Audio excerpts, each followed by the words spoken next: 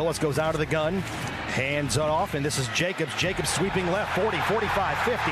Down the far sideline he goes, well into Colts territory, and the Colts on the edges cannot stop the run as Rodney Thomas finally makes a tackle. They're going to run Jacobs out of bounds to the Colts far sideline to the Indianapolis 31-yard line. Willis had 944 rushing yards in 2020 at Liberty. That was most in college football among running backs, or I should say among quarterbacks. Looks to throw here, scans to the right, throws in the far flat, caught, circling out of a tackle into the end zone, dancing in. And it is Dontavian Wicks. The Colts in Packers territory, back into throw as Richardson flies it downfield, overshoots his target. It's picked off. Green Bay and Lambeau Field, they have 374 sellouts all time, and the crowd making a lot of noise here with Richardson back into throw. Darts one over the middle. It's almost intercepted, it is around the 25-yard line.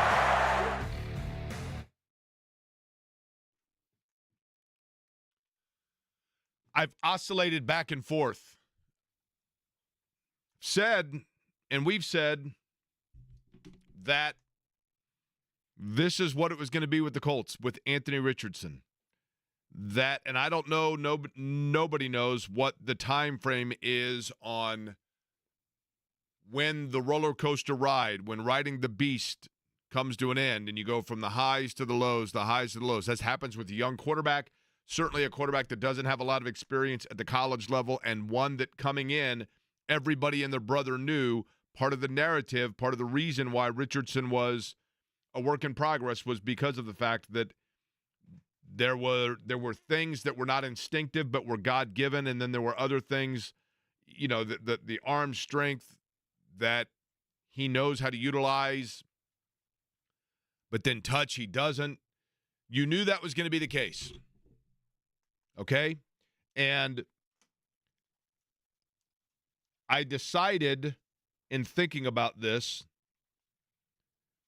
that basically my temperament about the Colts is going to be the same yo-yo ride. I'd like to be consistent. I'd like to be the mature voice in the room that says, look, everybody calm down. And then I just realized, you know what? I'm probably going to be the same way. I don't want to be that guy. I don't. I'm looking at all of you in the break room on the YouTube chat. Thank you for tuning in. I don't want to be that guy. I'm speaking to those of you in your car right now. I'm speaking to those of you at your cubicle at work. I'm speaking to those of you out on a walk or on a run or in a delivery truck. I don't want to be that guy, but I'm going to be. I don't want to be the guy that is planning a Super Bowl parade after every win and planning we're torching all of it after every loss. I don't want to be that guy. But today I'm going to be. Because this is what, to me, most upsets me. And this is what, to me, should most upset Colts fans. We knew going into it, and we were told going into it, that it was going to be the roller coaster when you have a young, talented quarterback like Anthony Richardson. And we all, as a man and woman and child in this town, said, cool, we get it. We've had, in the last 25 years, we've had 3 franchise quarterbacks, 2 of which were basically roll them off the truck, put them on the racetrack, and they were good to go. All they had to do was just figure out the traffic. But they knew how everything was set up perfectly. And we all knew that this was going to be a quarterback that required a lot more patience and a lot more trial and error. Cool. And we all accepted it. We all said, that's cool. And the reason we accepted it, and the reason we were cool with it, is because we were told and we were under the understanding that the other areas were being worked on. Now, when the schedule came out, I think I said on this show that I thought the Colts would win 11 games this year. And I'm fairly certain that I said they may still start 0-2, however, because they had 2 good opponents, Houston at home and at Green Bay. But then you find out going into the Green Bay game that Green Bay's starting quarterback is not there, and they're going with the guy that is perceived to be one of the weaker backups in the league and one that hasn't even been there a long time. So everyone knew. Everyone. Everybody in the state of Wisconsin knew it. Everybody in the state of Indiana knew it. Everybody in Tennessee, where I was for the IndyCar season finale, knew it. You could have stopped people on Broadway. I was on Broadway on Friday for an IndyCar Battle on Broadway pit stop competition. You could have stopped Hawk to a girl on Broadway and said, what do you think the Green Bay Packers are going to try to do against the Indianapolis Colts? And she would have said, well, I'm guessing because Malik Willis is under center, the only chance they have is to try to run the football because anytime they pass it, it's going to go Hawk Tua. That's exactly what she'd have said. If you'd asked anybody in Wisconsin, what do you think the Green Bay Packers are going to do? They said, I tell you, they're going to have to get the ball off because Malik Willis, he can't throw the ball. Toder and I were just talking about it over a Rhinelander. They're going to have to run the football. Everyone knew that's what they were going to do. And it was Maurice Jones-Drew against the Colts in the Jacksonville Jaguars game of the Super Bowl year. It was Bo Jackson on Tecmo Bowl. They did whatever they wanted to do, and they manhandled the Colts up front. And here's what, quite frankly, everybody in this town should be mad about. They shouldn't be mad about the fact that the stairs on Monument Circle are still not finished. They shouldn't be mad about the fact that we're a couple months away from probably snow and ice. What people in this town should be mad about is that we've been told repeatedly, borderline arrogantly and defiantly, that the defensive line, the trenches, are the area where the Colts are going to be strong. This is the area where they're building it. This is the area where they have depth, and that the Colts know better than anybody else how to build a roster. And when people talk about concerns in the defensive backfield and people talk about concerns in terms of getting playmakers that can help out their quarterback, and Alec Pierce did have moments, right? But you had drops still. And when people talked about, okay, they gave all of this money to a guard, and then the Colts came out and said, that's because we're going to run the damn ball. And then it comes down to it on 3rd and 1. Did they learn their lesson last year when the playoffs were on the line and they decided to go to a backup running back and throw a flare? Because they have a 3rd and 1 in a situation where all they've got to do is hand it to their running back that we were told could be an 1,800-yard back and run it behind the guard that they made the highest paid guard in football and get a yard. But instead, they again run a flare to a backup, push themselves back, and then the kicker that everybody else was worried about but Chris Ballard wasn't comes out and misses a kick. Sure, he's coming off injury, but everybody was saying, well, something looks weird in the preseason because this guy can't kick. Look, I'm not worried about it. He's a good football. He's a good kicker. Arms crossed, flat brim hat. Okay.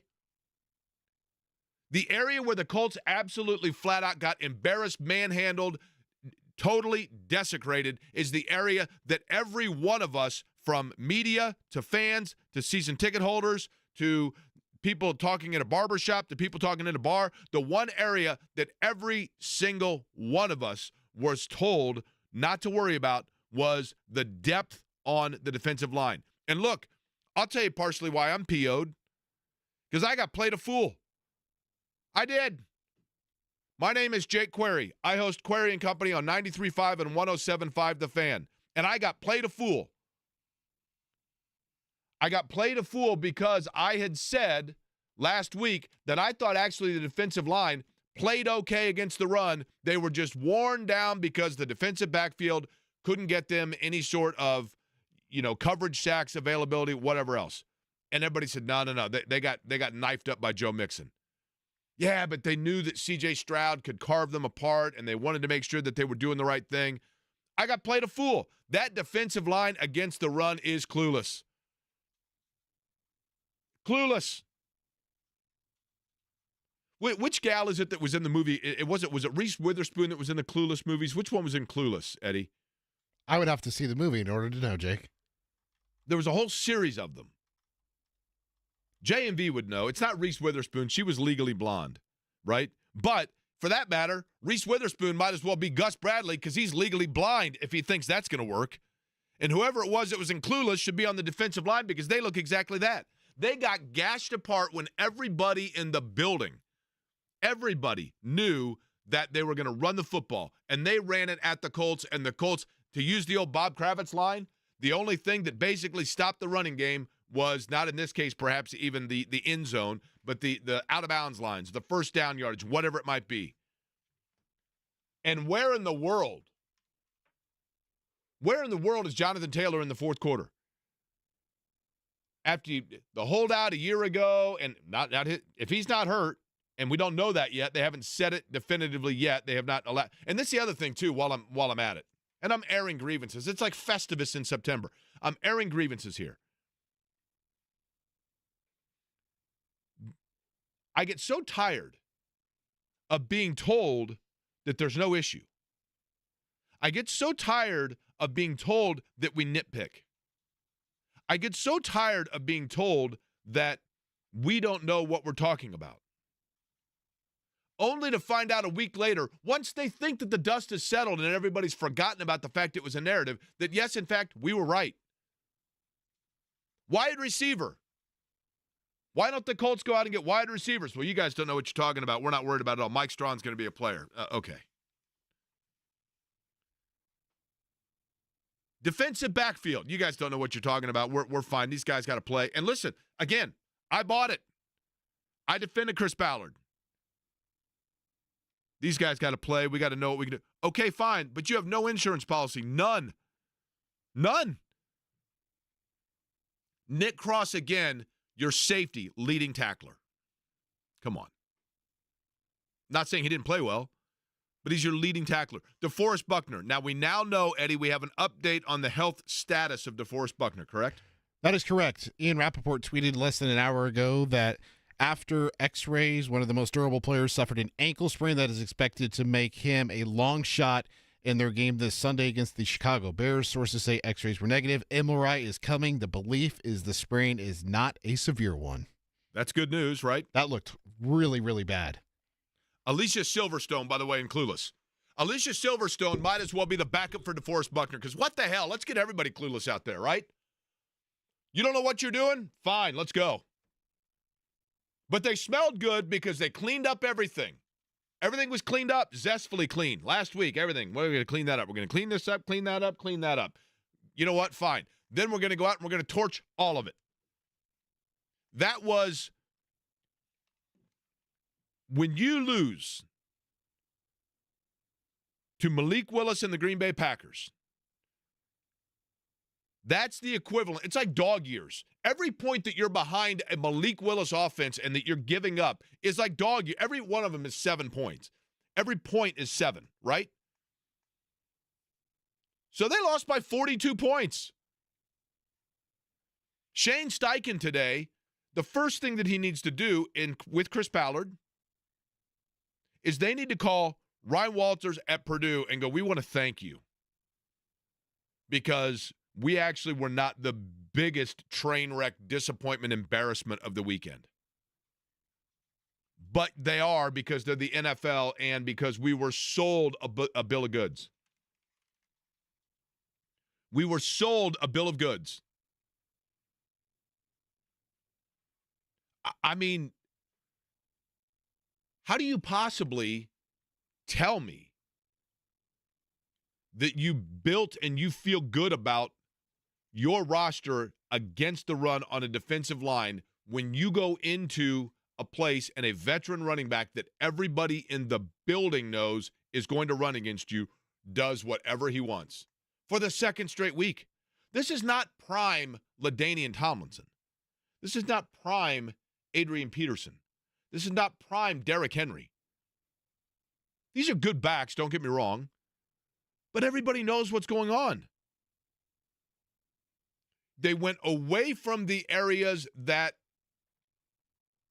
they were the only ones to believe in, a la run the damn ball and make a left guard the highest paid player on your roster for a short time, or, to a huge contract, or whatever that was at that time. If you're going to go with that philosophy, at least write it out, right? They went back to what ended their season a year ago. I mean, what do they say? Fool me once, shame on you. Fool me twice, shame on me. They tried to get tricky. They're out-thinking themselves offensively, and they're out-dumbing themselves defensively. Period. And I think all of it would be, quite frankly, easier to swallow if you didn't have leadership and a general manager that were so defiant and borderline arrogant about telling us that this is the right approach and that they know more than we. I'm not 54-62-1. I'm 0-0, admittedly, but I ain't 54-62-1. I mean, that's my thing. Like, the thing that makes me mad is just the fact that the Colts have done two things here. Number one, they continued to harp on the things that they said were going to be better, and those are the things where they're bleeding out. And number two, selfishly speaking, they're forcing me, an old dog set in my own ways, to have to adjust my own approach because I promised myself and everybody else I wasn't going to do this and be yin yang, up and down, right? I just promised myself I wasn't going to be overreactive every Monday. And I tried to stay calm last Monday. I did. I tried last Monday to say, Houston's really good. And C.J. Stroud's a great player. And Joe Mixon, that's the problem, is you got that imbalance. And the defensive line just simply got tired because they didn't get any help from their linebackers. I tried to be positive, Pete. I did. And now, all of a sudden, I got to be negative Nick. I don't want to be that inconsistent. So all I'm asking for is consistency from them. Now, I've got a feeling today, 239-1070 is the telephone number. And, Eddie, I think people want to get stuff off their chest, quite frankly. Listen, yesterday I'm in Nashville at the IndyCar race, and I had, there's so many people and there's so much RF going around out there that you couldn't get a cell signal, right? So literally my phone was basically on frozen for 3 hours. And I'm driving home last night, and then I got home, and that's when I looked over and I watched the game, and I looked over I had to watch the 3rd and 1 play like 4 times because I'm like, did I really just see what I thought I saw? And I'm looking over all of it, but my phone just never stopped buzzing because all the messages were coming in at one time. So I had the displeasure. I mean, I love hearing from everybody, don't get me wrong. But like I got everybody got to watch it one time. I got everything coming in. It was an avalanche of people that were livid, and I understand it. How about the tight ends? Good news. Good news. You go to Wisconsin, you can find a couple things. You can find New Glarus Brewing, and you can find the Colts tight ends because I finally decided to use them. They threw 5 times to the tight ends. 5 times. 5 of them. Oh, they missed 2 of them. But they made 3 catches for 43 yards. Listen. The old saying is if you have 2 quarterbacks, you don't have one. They got 5 tight ends, and all 5 of them. Brock Bowers last night just goes off, right? A rookie tight end. The Colts are like, nah, we're good. We got 5 tight ends. It literally is like going to a car lot and having them say, we have the car for you. And you walk out, and they show you a showroom of 5 fleet-level mid-sizes that were, like, used as rental cars. Okay, and it'll give me A to B, but there's not a single flashy thing about it. Do you have any in any, like, exciting color? No, this is what we got.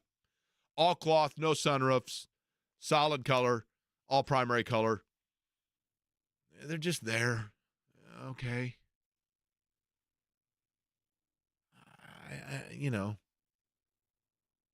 Now, I want to hear from people. I want to know. I need people to talk me down from being negative Nick here because I don't want to be that. I don't want to be juxtaposition Jake where I'm just changing it all over the place, but I feel like that's what we're going to have to do this year because I can excuse it if it's because of the quarterback play. I can't excuse it if it's because of every other area that we were told we were the dumb ones for questioning. And that's basically what we were told.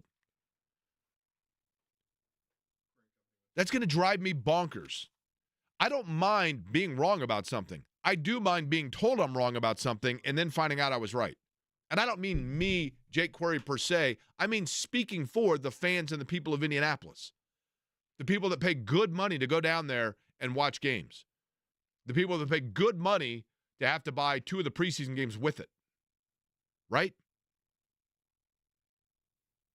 Drives me crazy. And then, I mean, I guess the upshot is Indiana looked good over the weekend against UCLA, right? If you're a Notre Dame fan, Notre Dame looked good against Purdue. Bad news is if you're a Purdue fan, Purdue looked absolutely atrocious. I mean, atrocious. Last night was a good game. And enough so that, Eddie, when you watch that game, and by the way, enthusiastic Tom, Steve, Mike, Matthew, Bob, all of you, I'm going to get to you. I promise, because I want to hear what people have to say. On Friday, we did, what do we call Friday? Transparency Friday? Yes, sir. You know what today is? Moody Monday? That's good. Not Manic Monday either, though. But here's what we're going to do, Eddie. And what I was going to say to you is, when you watch that game last night, you looked at it and you go, okay, Houston is pretty good and Stroud made plays for them, but Chicago also, I mean, hung around tough. Boy, they battered Williams at the end of that game. But, you know, that's another team that the Colts are getting ready to face, right, in Chicago. Yeah, Houston dialed up the blitz, and that's something Gus Bradley won't do. Correct. They're too vanilla, right? Yep. Now, Eddie, I need you to do this with me, okay? And I need folks at home, if you're driving, do not do this exercise because I need everybody to be safe. Safety first. Thank you, Eddie. I need both hands out to the side as if you are pretend basically that you're emulating touchdown Jesus in South Bend. But I need you to touch your pointer finger to your thumb, close your eyes, and just a deep breath. Because this is a therapeutic Monday. It's a therapeutic Monday, and we're all going to talk it out. We're going to talk out the frustrations, we're going to talk out the disappointments, and we're going to talk out the what in the hell did we just see. And maybe it's for me as much as for others that I need them to be the voice of insanity. I need them to be the juxtaposition of their platform. Because I really don't want to do that, but I'll be a conduit for it. It was not good. Mike Chappell going to join us 1 o'clock today. Don Fischer at 1:30. We'll talk about Indiana and UCLA and the Hoosiers getting a nationally televised big-time win in the Rose Bowl, which was very cool. And is Indiana that good? Is UCLA maybe not? Is UCLA that bad? Is the truth somewhere in the middle? We'll get to that. And a couple of things that I think you can be optimistic about if you're the Colts. Again, try not to do it. I'm trying not to be all negative. But, man, they make it hard because I'll tell you what, I don't think there's a person in town, if I open up the mic right now and did nothing until now and 3 o'clock and absolutely shredded the Colts and shredded that effort. I don't think that people would be upset by it. I'll go back to what Bill Polian said to Jay Moore in the infamous radio rant. You don't have a shred of evidence. If you're telling me that Gus Bradley had something dialed up for Green Bay, or that the Colts were ready to play, or that Shane Steichen had a game plan, or that the way Chris Ballard built this team was ready to win on the road, you don't have a shred of evidence to back that up, right? But I'll let everybody else voice their opinion as well. We even have an opening little sounder for it. I'm very excited for it. On this therapeutic Monday, talking about the Colts and Pack on the other side.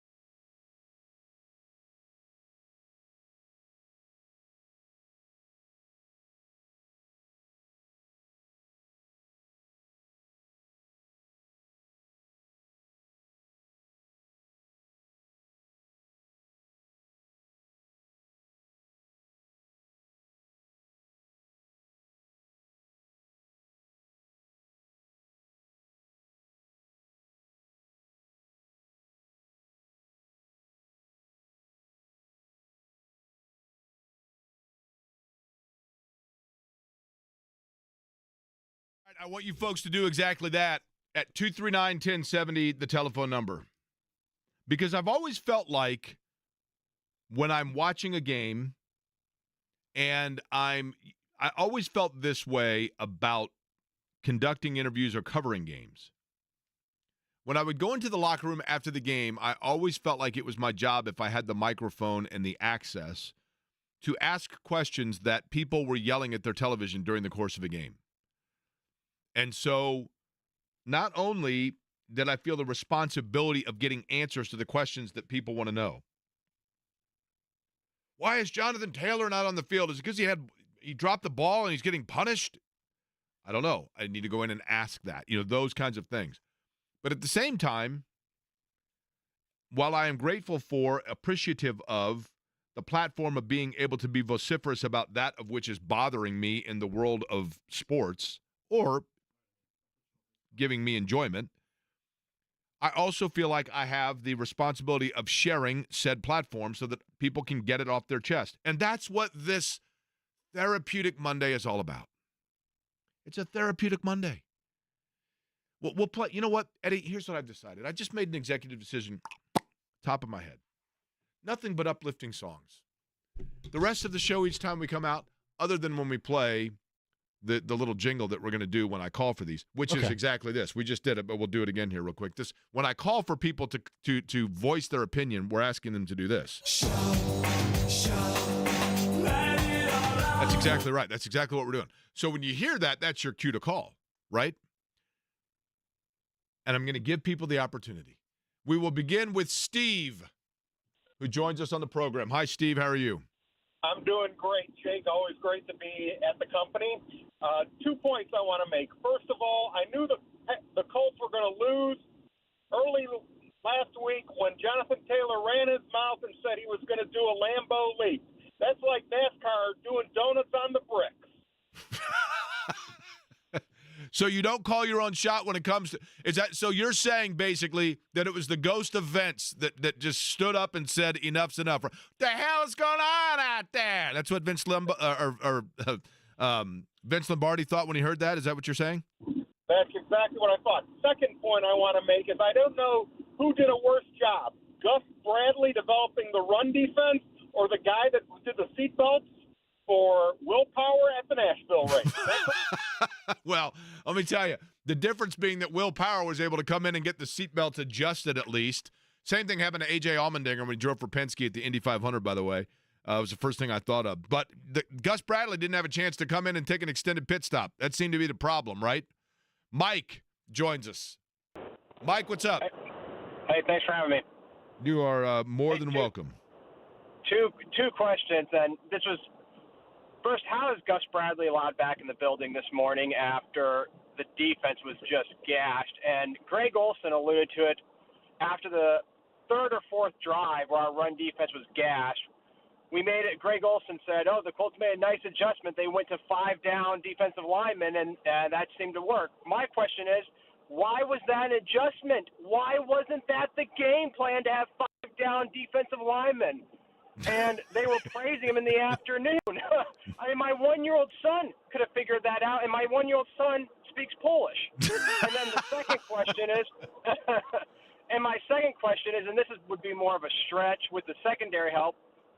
Would you, if you're a GM, would you consider picking up the phone and calling Isaiah Rodgers? I don't even know if he's still in the league. He is in the league.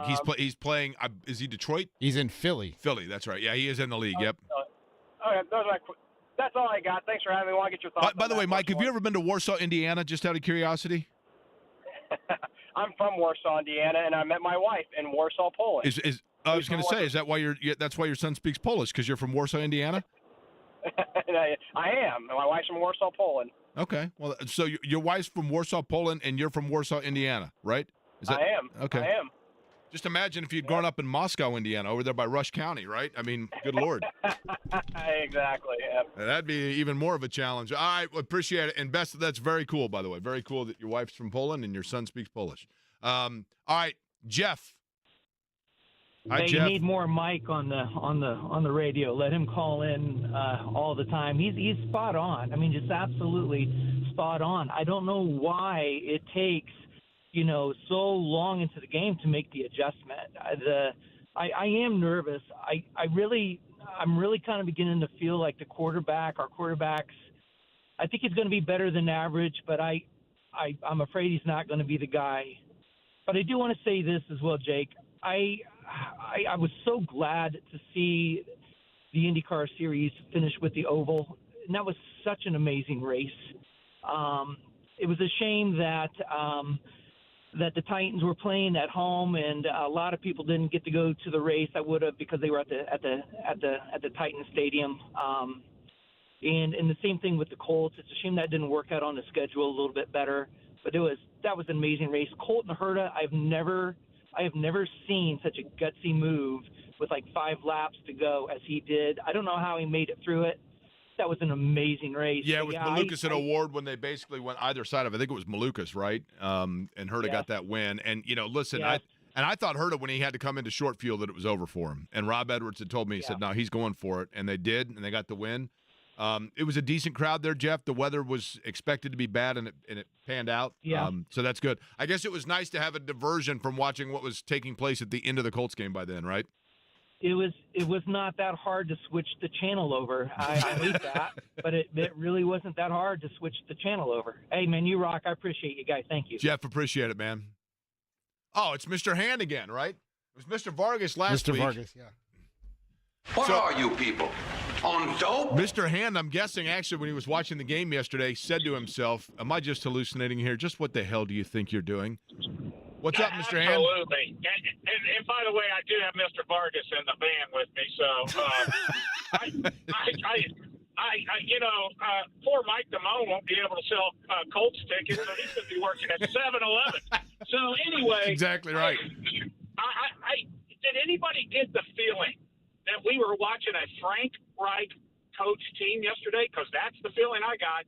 And guess what? I got to thinking, we got the same nucleus of players that were with Frank Reich. You got those offensive linemen. You got the defensive linemen. Nothing has changed. I mean, it is just thoroughly disgusting to watch. I mean, and I just want to say this. Everybody was talking about Malik Willis. Oh, we're going to get this one. We're going to win this one. We lost to Philip Walker last year in the Cleveland Browns. And, I mean, don't think for 1 minute that this Colts team is going to have a slam dunk or a layup, because it is awful. I mean, it is just awful to watch if you're a Colts fan. That's fair, because they did walk it back, right? Or run it back, whichever way you want to look at it. I mean, they did say it is essentially the same nucleus. You are correct. Now, in terms of Shane Steichen, good news. We've gone away from cleaning things up. Have a new theme we'll play for you in about 10 minutes. Matt joins us next. Hi, Matt. How are you? Hey, I'm doing good. Thanks for taking my call. Just wanted to say a couple things. First, on the offensive side of the ball, just to put it in perspective with AR a little bit. I know everybody's down on him, rightfully so, because he's really been struggling, obviously. But when you take a bigger look at the picture, he's actually started fewer games since high school than someone like, say, C.J. Stroud, who's only in his second year, has a full season plus 2 under his belt. No, I get it. He started more in the NFL than AR has started since high school. But so I think, Matt, perspective. No, I get that, and I think it's very fair. I think the thing that's frustrating is the fact that allows itself to explain inconsistency from Anthony Richardson, but in order to develop when you have a young player like that, you need to make sure that you have stability everywhere around him. In the areas where we were told they would have stability, feels like when you go out on a frozen pond and you hear dun-dun-dun-dun-dun, and you know that things are cracking somewhere and you're not sure where, and that's got to be how he feels. 100% agree. And then the second and third thing real quick, and I'll get off here. JT in the fourth quarter, I don't have any idea why he wasn't on the field after. He's the only positive thing we saw in the third period, really throughout the whole game, the way he gassed him in the third. And then on the defensive side of the ball, like you said and everybody else has said, the whole world knew Green Bay was going to be one-dimensional, knew they were going to run the ball. In the NFL, the biggest card you can have to somebody's hand is knowing what the other team's going to do. And if you can't stop that, knowing what they're going to do, how do you have a job? Fair question, Matt. It is a totally fair question. Again, I go back to they outsmarted themselves offensively and they outdumbed themselves defensively. That's what did them in. Enthusiastic Tom. Jake, Greetings, Tom. Jake, do you have time for me? I've got a few things to say. Go ahead, Tom. The floor is yours. We'll give you. Do we have a rap bell, Eddie, that you hit on me every once in a while if Tom gets? But I like the fact you're enthusiastic, Tom. So have at. I am. I'm going to efficient with my words as well. The opposite of love is not hate. It's indifference. I am not indifferent about what happened yesterday. It was awful. If I own that team, I'm being literally true here. If I own that team, I would have gotten onto the plane, had Chris Ballard stand by me, and I would have fired him in front of the entire team for lying about every player on that team, about every coach's ability on that team. They stunk the joint up. They could not have been worse. The run defense is the only thing I can harken back to is the Jacksonville game, the year we won the Super Bowl. Tony Dungy said after giving up 350-some yards, we're going to fix this. And they did. After they got gashed by Joe Mixon last week, they said, we're going to get this cleaned up. Now, it's this week, it's fix it, right? Well, they didn't clean it up. They got worse. A junior high football team could have done a better job stopping the run than that team did. Had no chance doing it. Tom, where'd you go to junior high? Southwood Junior High School in Wabash, Indiana. Okay, and their mascot was what? The Southwood what? A knight. So you're saying that the Knight defense of Southwood circa 1975, I have no idea what year, I'm just throwing a number out there, that defense was night and day compared to what the Colts were, right? Or maybe 72. You know what? Let's put it this way. We weren't any worse than the Colts were yesterday. Okay, I'm just trying to be fair. Right. Well, you saw what I saw, and they're going to try to fix it or clean it up or whatever they're going to do this week. There's a new theme, Tom. There's a new theme. Tom, listen, I appreciate it. There's a new theme. Last week, the Colts were going to be zestfully clean. This week, grab your hammer because it's back to work. Back to the thoughts from others as well, but we'll let you know the new theme in this heading into week number 3 of the football season for the Colts.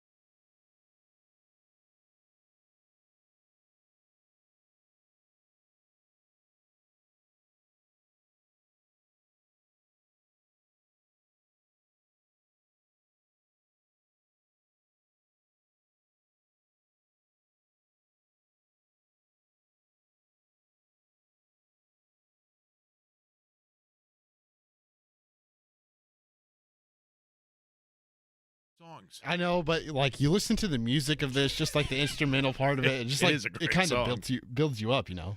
But it's the end of the world for the Colts. They're 0-2. That's right. Only 5% of the teams in the last 5 years have made the playoffs. Can you name those two? Okay, say that one more time. Only 5% of the 32 teams. So I'll tell you, there's only been 2 teams in the last 5 years to start 0-2 Last 5. Okay. to make the playoffs. I want to say one of them, because one of the years the Colts started out winless through several games the year that Peyton Manning had the Bursa sack or whatever the hell it was called, and then they ended up having a good year. I don't know. Hit me. One of these 2 teams is what made it to the Super Bowl. The other, the Chiefs? No. Okay. The Cincinnati Bengals did it in 2022. I do recall. Yep. And then last season, the Houston Texans. Okay. They started 0-2 and then made the playoffs. And there's a new theme, so we have that to get to. But before we do that, Matthew joins us. Hi, Matthew. How are you? Hey, Jake. I'm okay, I guess. You don't sound okay, Matthew. I need you to perk up. It's a therapeutic Monday, though. From the Colts standpoint, what's bothering you? Well, I'm a weirdly superstitious fan, and I believe that until they win a Week 1 game, they're screwed. I said it last Monday. I said it this Monday in the break room. You could stick a fork in them because they're done. They could get 10 wins, but it won't matter. By the time I make it to the one Colts game I've been invited to this year on December 22nd when they play the Titans, we'll be talking about how they could win the division, but they didn't win that home opener. Okay. You know what, Matthew? That's a pretty good – I mean, there's some insight there. I can live with it. I'm hoping that that's wrong, but as Eddie just said, the numbers kind of back you up. But the streak is weird. I mean, the home or just the Week 1 streak is very, very odd. No question. Now, last week, Paul, Shane, Carey, stick around. We'll get to you here. Last week, we had mentioned that everything was about cleanup. Zestfully clean the Colts were going to be because Shane Steichen, everything was going to be cleaned up. They got out the bar of soap. Maybe they felt like they were too fresh. So there's a new approach this week. Shane Steichen, for example, on the run defense of the Indianapolis Colts yesterday. Yeah, I think the biggest thing there is we got to get it fixed. Starts with myself. I'm the head coach. All right, and we got to get in that meeting. Okay, so they got to get that. Now, what about just overall, like the struggles coming out of the box, not just on the season, but the first half yesterday? Shane Steichen's thoughts. Yeah, there's no doubt. We got to start fast, bottom line, and we didn't. And again, it starts with myself. We got to come out there, hit the ground running, and we got to get it fixed. Got to get it fixed going forward. Okay, so listen, it's tool time over at West 56th, right? Pull out the jackhammer. Sullivan is heading over there right now. Sullivan Do-It-Yourself Hardware. Here's the problem. We were told they were going to clean things up. Okay? And when I hear everything is now going to be about fixing it up, then I started thinking about, I don't know why, but whenever I hear the word fix, I think of the band The Fix, and then I think of the song One Thing Leads to Another, and I think of the fact that when it comes to trying to stop the run, they try, stop Malik Willis, and then that leads to all of a sudden them giving the ball to Jacobs, and then he's gashing them, and then before you know it for the Colts, and then DeForest Buckner tweaks an ankle, and then Leatu Latu gets hurt, and Nick Cross is out of play, and Jonathan Taylor goes MIA, and one thing's leading to another. And then when I think about the fix and one thing leads to another, and Chris Ballard telling me that everything's going to get fixed, and Chris Ballard telling me the defensive line is fine, and Chris Ballard telling me that Matt Gay is A-okay and everything's going to be fine there, and they're not going to miss field goals, and Chris Ballard telling me that he's got young corners that just need to go out and play. And then I keep going back to the fix. Yeah, I mean,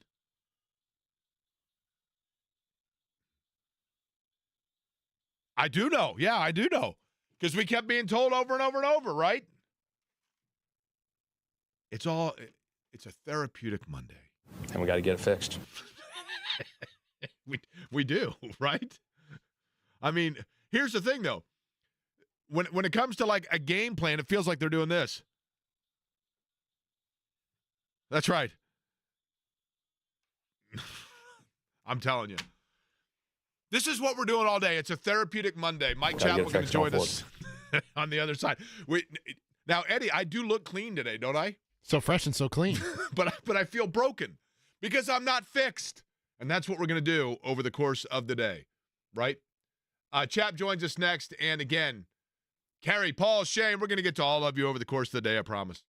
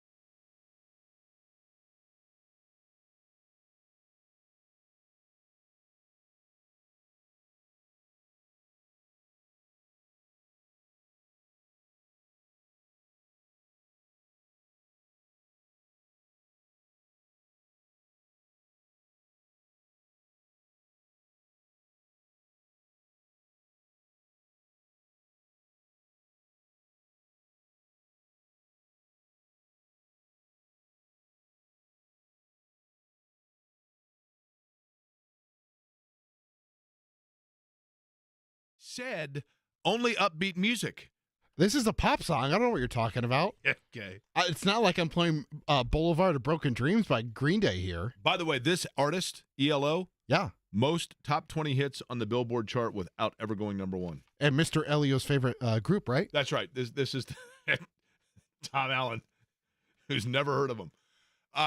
Hey, Tony on line one as part of our Let It Out Therapeutic Monday. Hi, Tony. How are you? Tony waited all that time, and then all of a sudden, did you hang up on him there, Eduardo? No. Paul. Hi, Paul. How are you? I'm good. How you doing? Now, Paul, Jake? what's going on in the background there? Is this Paul the mailman? Yes, it is. The director of Getting This, Paul. Are you out delivering the mail today? Yes, I am. Do you know the difference between you and the Colts defense? I'm delivering. That is correct, Paul. That is correct. All right, what's going on, Paul? What's going on? Okay. You knew from the start of the game it was going to be something bad when you get him in 1st and 20, and the very next play, he scoots around the end for over 20 yards. Now, I don't know what's happened to this defense, but you learn in elementary peewee football growing up that the outside containment has to contain the outside, not let you get to the outside. But every time you saw them run the ball, it was to the outside, and there was no outside contained because as soon as they hiked the ball, the defensive end and the outside linebacker came through and wanted to get to the center of the ball. The cornerbacks, I don't know what's going on. How can a 6'2" corner let a guy come over his back and just look at him catch that ball? I have no idea what's going on. Gus Bradley obviously has no idea of what's going on, and he should not be back there coaching his team because for the life of me, it makes no sense why you don't play 8 men in the box to start the game, press coverage, and make them have to beat you running the ball. Instead, we played 4 down linemen, 2 linebackers, and then we put in Carlisle. And hey, let's try to stop the run. The whole game plan was doo-doo from the start. And Jake, you saw the game. Okay. Well, you didn't see the game, but you watched it. It was doo-doo from the start, and you cannot play like that and expect to win. You know, here's the thing. That's the only do they got done, right? They didn't do anything. That's the problem, Paul, right? You are absolutely right. Nothing Paul, got done. It was don't, right? It was all return to sender. Paul's the best. I have missed Paul. It's the first time in a while. Paul is the best. Joining us now on the Express Pro Tire and Auto Guest Line, you see his work, read his work at WXIN and, of course, CBS 4 in Indianapolis, the Dean of Writers for the Colts, Mike Chappell. And, Chappell, I will get to this first question right out of the box, and that is, are we going to find out that there was something going on in the fourth quarter with Jonathan Taylor? I don't know what would be. Taylor, I didn't make the trip, but apparently he told reporters there was no injury. So I don't know. I mean, you paid him to be your guy. Yes, he's not great in passing situations. Hurry up. He has drops. And then, he had that decent one on the screen where he fumbled and Ashton Doolin saved their bacon. I don't get it. I mean, I don't care how deficient Taylor might be in certain passing situations. He's going to give you more than Goodson and Sermon, and the game was still winnable. I don't get it. What they had, they ran the ball, was it twice in the fourth quarter, discounting the Richardson scrambles? I don't know. I don't know if Taylor said something. I don't get that impression. We'll talk to Shane Steichen at 2-ish, 2:30, and I'm sure that'll be a hot topic. So I don't get it. Normally, when Taylor has been healthy in most of his games, he's in there 75% of the time. That's kind of what it was in 2021. I don't get the reasoning behind it, whether that's something they look at today and say, boy, that was stupid. I would hope they have questions about themselves when they do that. So I don't get it. The game was ultimately winnable. And, I tell you, we're going to trace the defense, and there is to say, well, they played a lot better in the second half. And yeah, they did. But still, giving up, 200 and some yards in the first half rushing and all that. Having said all of that, and I will not ever, after that, the last two games, defend the defense. I won't. You can't. 474 yards rushing, really. The Colts gave up 16 points. All the offense had to do was score 2 touchdowns and a field goal. Now, hold on, Mike. Hang on. Not to cut you off there, Chap, but I have to correct you in one area. Earlier I'd mentioned this, and this is a queryism I've come up with. Okay. If it's a Malik Willis-led offense, then each point is like dog years. So they actually gave up 112 points yesterday. Each point is 7 points. I said if they lose to Malik Willis, shame on them, so shame on them. But again, I guess, not. I'm going to point the finger at everybody. And Matt Gay misses a 50-yard field goal when everybody's kicking 50-yard field goals like they're early extra points. The offense not scoring enough when you hold. The Packers sort of pulled their foot off when they played Dean Smith 4 corners in the second half. But they had won 15 straight and 20 of 22 or 22 of 24 when they only gave up 17 points. So more than enough to go around. And I don't know how you fix the defense because it's broken. It's without Ebukam. It's going to be without Buckner for, I don't know, a few games at least. You think so? They've said apparently today. What's the latest on Buckner? It's like ankle sprain. Yeah, sometimes I get irritated by the national guys. We had that it was a sprain. X-ray were negative, and they'll have an MRI, and that's exactly what people are saying today. So and high ankle sprains, people don't realize, Chap. Those things can nag and nag and nag, right? Well, Josh Downs. Yeah. He missed sort of 6 weeks, and he still hasn't played yet. He'll probably play this week. So, and it's different with a lineman and a receiver, I understand, but I won't be surprised. I'm not being an alarmist. I won't be surprised if Buck goes on IR, which means 4 games, not like it used to be. So you're losing your best defensive player. You're losing your best defensive player for a few games, a month.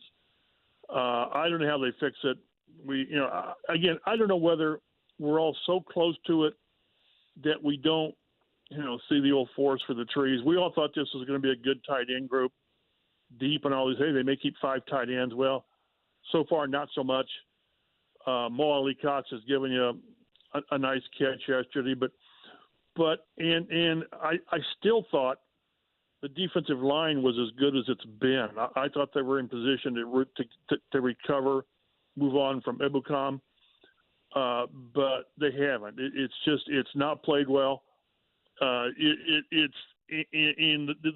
keep playing 10 guys and they're getting gashed. They're just getting gashed. Whenever Buck's not in there, he played just a handful of snaps before getting hurt. They can't play without Buckner. They can't. They have to, but they can't. So I don't know how they fix it. The backups are backups for a reason. And, the linebackers aren't playing well. They just aren't.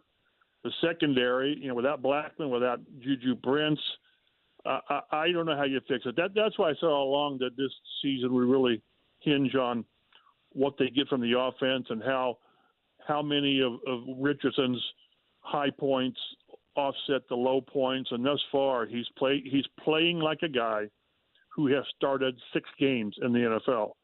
And that's the good and the bad of it. Chap, whose seat is warmer, if either? If either. Gus Bradley, Chris Ballard. Well, if you're talking about immediately, it's Gus. Although, let's say you fire Gus tomorrow, who's your coordinator? I mean, a lot of times you've got someone that's on the staff. You say, yeah, if the Titanic hits the iceberg, this is who we can go to for the captain or whatever. I don't see who that is. I've been in this too long. And some guys can do it. Colonists can do it. Bob Kravitz did it, and he had a lot of very, very good points. I just can't get into demanding guys get fired. I've just been around too long, and I'm just not. I'm not wired that way. But having said that, I mean, when they walk into the team meeting today, does Shane Steichen walk over to Gus and say, "What the hell?" I mean, yeah. But couldn't Gus Bradley? Let's be fair. Couldn't Gus Bradley turn around? We had Mike. We had on last week. I had on Mike Vanderjagt, right? And he said that Vanderjagt said that when he first saw Peyton Manning after the confrontation between the two of them, he walked up to Manning and said, "What the hell?" And Manning looked at him and said, "What the hell me? What the hell you?" If Gus Bradley walks up to Shane Steichen and Shane Steichen says that, can't Gus Bradley say back, "What the hell me? What the hell you?" Exactly. And that's why I think that it's awful early to have a come to Jesus meeting internally. But it's Shane Steichen wouldn't be coming from a position of strength and say, "Hey, we're putting up 27 points and you're giving up 30." No, that's not what the case is. Like I said, you can't defend the defense, but the Packers, yes, in your dog years, all that, your analogy, which you're out in the wilderness again, but I understand that.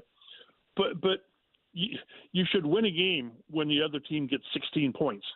You can't have your quarterback throwing 2 crippling interceptions. The Hail Mary is just a throwaway, literally. So there's so much to go around. That's kind of what I wrote about today from the game. Just, if you're pointing fingers, use multiple fingers.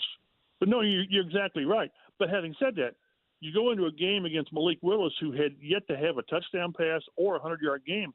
You know they're going to feature Josh Jacobs in the running game. You know that. And they did some really good things on stretching the defense and finding seams and all that stuff. But 164 yards rushing in the first quarter. My God. So I don't know. Yeah, there's plenty to go around. I guess Gus Bradley, back to your question, is more hot seat right now. This season would have to get really, really crappier for Chris Ballard to be in danger at the end of the season. I just think internally they believe this season is, let's see what we got, and then next season is the season. Mike, I go back to Mike Chappell, our guest on the Express Pro Tire and Auto Guest Line. I keep going back to with Anthony Richardson. We all knew and expected that it's going to be a roller coaster ride. There's going to be great games. There's going to be disappointing games. I can live with all that so long as they delivered on giving him stability elsewhere. And that's where I get PO'd, because the areas where I was told there was going to be stability still looks uncertain. And that's, to me, what's unfair. I wanted to ask you this, Mike. I'm looking over. You mean like the run game? The run defense. I mean, the defensive line and the run game both, right? Yes. I mean, but as far as the supporting cast, running the ball.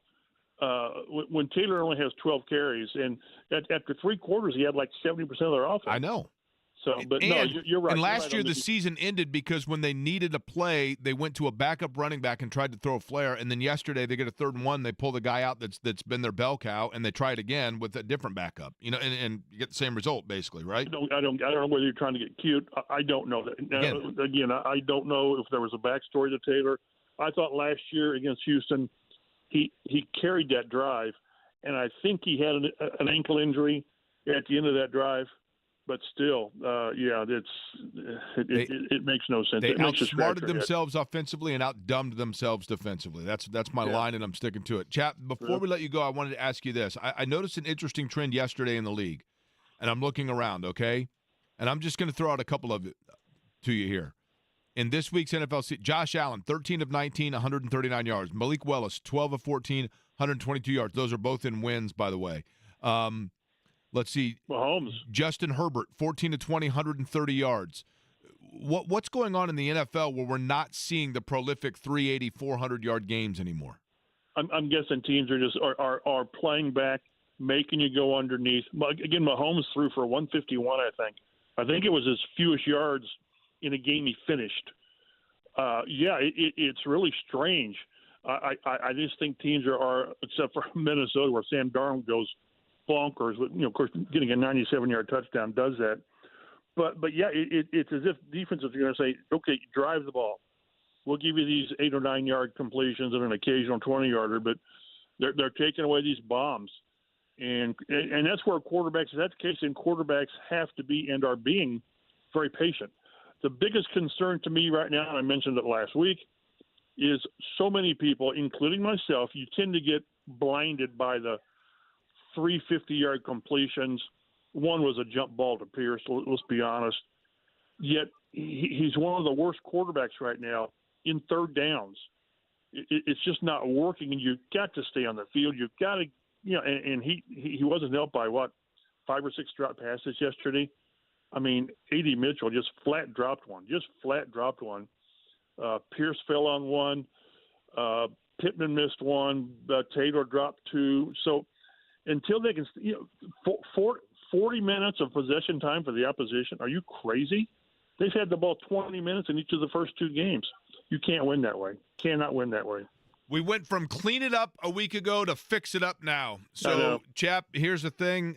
Go ahead and put away your shower gel. Are you a shower gel or a bar soap guy? I'm both, actually, because I'm neurotic. Huh? You just get in the will. I'm a bar soap guy. Okay. So put so your you're a loofah guy too and all that stuff? Yeah. And scrubs. I've got it all. Literally, and I'm not afraid to admit this. Listen, I'm proud enough to say this, Mike. My shower looks like Nordstrom. There's like 27 different kinds of gels. How long does it take you? Like 20 minutes? I mean, don't you just take a 3-minute shower and get the hell out of there? Also, an excellent question. Usually, about 20. Yeah. I mean, it's a whole routine. But here's the thing. I mean, Mike, this kind of glow, charm, and sexiness just doesn't work itself in 3 to 4 minutes, right? I mean, or it takes you 20 minutes to get the crap off. I mean, awesome. Now you're onto something. You went there. I didn't. Listen, it's that kind of investigative mind that has led you to this business for this long, right? No question about it. All right, Chap, we'll see what happens, though. They're going to try to fix things up. I'm going to go back to this. I thought when the schedule came out, I think we all thought the possibility that they were going to start 0-2, but that was because we thought they were going into the legitimate full version of the Green Bay Packers and Lambeau. And when you just – But not 0-2 this way. You're correct. Exactly right. And that's the disappointment. But it gives us something to talk about, and, Chap, we will certainly do that with you again next week. I appreciate the time today. Always enjoy it. All right, Mike Chappell on the Express Pro Tire and Auto Guest line from CBS 4 and WXAN Fox 59. We're going to shift gears a little bit coming up in just a second and start talking college football. But Tony called back in. Tony, how are you? Good. How's it going? Thanks for having me. By the way, here. Tony, when I do this, and you tell me if this even vaguely sounds familiar to you, okay? I want you to imagine that I just popped the collar on my shirt and I'm doing like a sarcastic walking back and forth going, hey, Tony. He's Tony. Hey, Tony. Does that in any way, shape, or form sound vaguely familiar to you? Do you know the reference?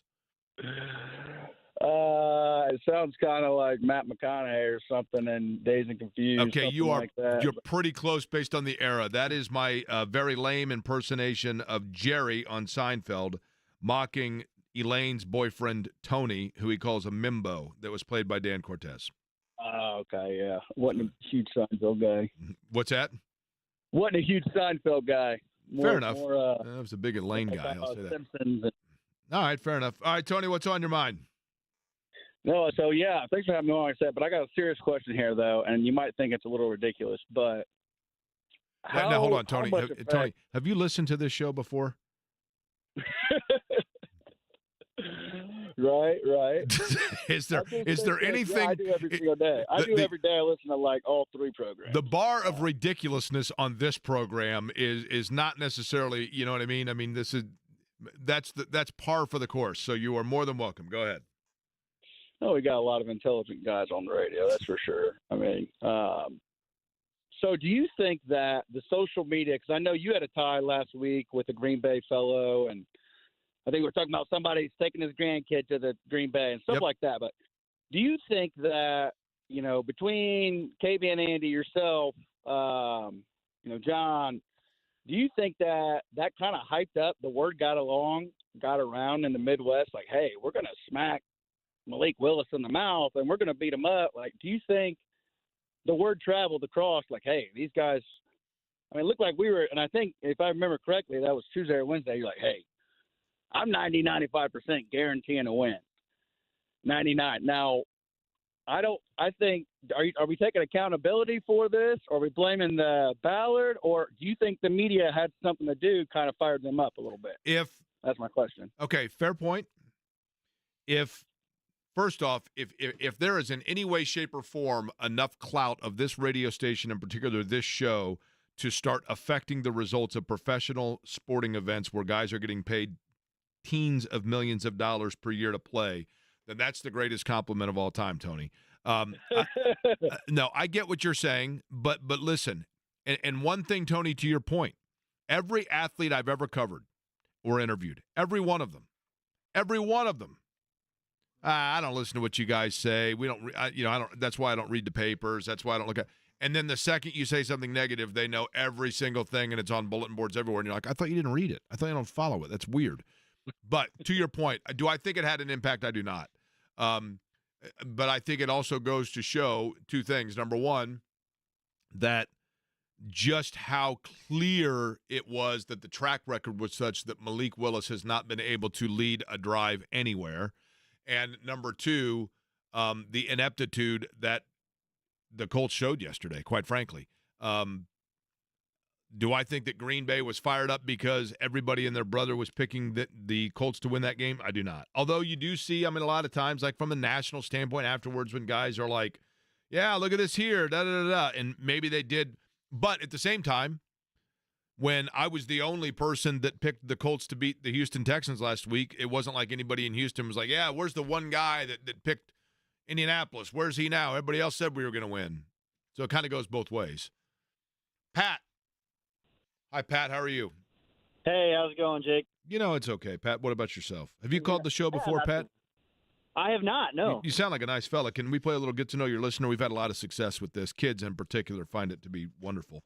Of course, yeah, anytime. Pat, how old a fella are you? I am turning 40 here in about a month. Oh, well, happy birthday. Any big plans for the 40th birthday? Well, I'll be going to the Oregon-Purdue game the Friday night. I'm going there, too. We're going to go see, and here's the thing. For a long time, I said that Oregon was going to go to West Lafayette and Purdue was going to shock the world. And then Oregon has not been playing tremendously well, and so I thought maybe it won't be that big a shock. Then I saw Purdue against Notre Dame, and I said, no, in fact, that's going to be a huge shock. Yeah, no, and actually, because you give out your phone number, I text you, invited you to our my family's tailgate on Slater Hill. So the invitation is open if you want to stop by. And that's a 40th birthday. That's a 40th birthday celebration tailgate. Definitely. Okay, hold on. This is Pat. Tailgating Pat. So you are now, Pat, just so you know, within the company here, you're the director of tailgating. Is that cool? Awesome. And you're you're a 2002 high school graduate, is that right? Somewhere around there? 2003. Okay, and that was close. From where? I'm actually from Illinois. What town? A small town called Taylorville. It's by Springfield and Decatur. Okay, we'll speak slowly. That's the Springfield where there's not funny business going on, right? Correct. Okay. Yeah. All right. So what was your thought, Pat, in terms of the call today? So the worst part about last year with Richardson getting hurt, well, obviously it pushed everything back. But the worst part was that Minshew actually played, and they actually won games. So they would have had a much better draft pick if Richardson would have played the whole year. What's happening this year would have happened last year, and they would have had their pick of any of the top 4 wide receivers that they wanted to. Now you lead into next draft where the draft pool isn't going to be as great as far as wide receivers. You're not going to be able to get the Marvin Harrison Jr. or the Malik Neighbors, whoever you really wanted. That's going to kill them. If they would have had Sam Ehlinger starting that last year as opposed to Minshew, they wouldn't have won the games. They wouldn't have been close to being in the playoffs. And I understand, they were one game away from the playoffs last year, but still, you got to look towards that future. And now you're 1 year back of Richardson as far as contract-wise, too. So, that's just going to kill him. What happened last year, to me, it was great. They were one game away from making the playoffs, but really last year was the year that they should have tanked and had that great draft pick, had a Marvin Harrison Jr., had a Malik Neighbors, and then this year would have been a step up for sure. The problem is, and I appreciate the call, Pat, and I will get back to you. As a matter of fact, if you don't mind, Pat, send me another text right now so that I can make sure that I still have the number or the text stored and that it wasn't erroneous. I think on an airplane I might have done a text cleanse recently. But the wouldas, couldas are always going to be there, right? I do think, again, that Anthony Richardson, I'm okay with rolling with Anthony Richardson, if you will. That came out the wrong way. I'm okay with rolling with the ups and downs. I think that he has a lot of promise. There is no question about it. And I'm okay with the ups and downs that come with it, so long as they have the stability in the other areas that they should have had the stability in by now. Looks like Indiana has some stability after an impressive showing against UCLA. They don't have anything to fix, Jake. That's right. that everything's good to go, right? But they are off to a very good start under Curt Cignetti, who said they were going to go to UCLA and they were going to an old stadium to go kick somebody's tail. I'm paraphrasing, but that's basically what he said, and that's what they did. And the guy that was on the mic for it, Don Fischer, joins us next.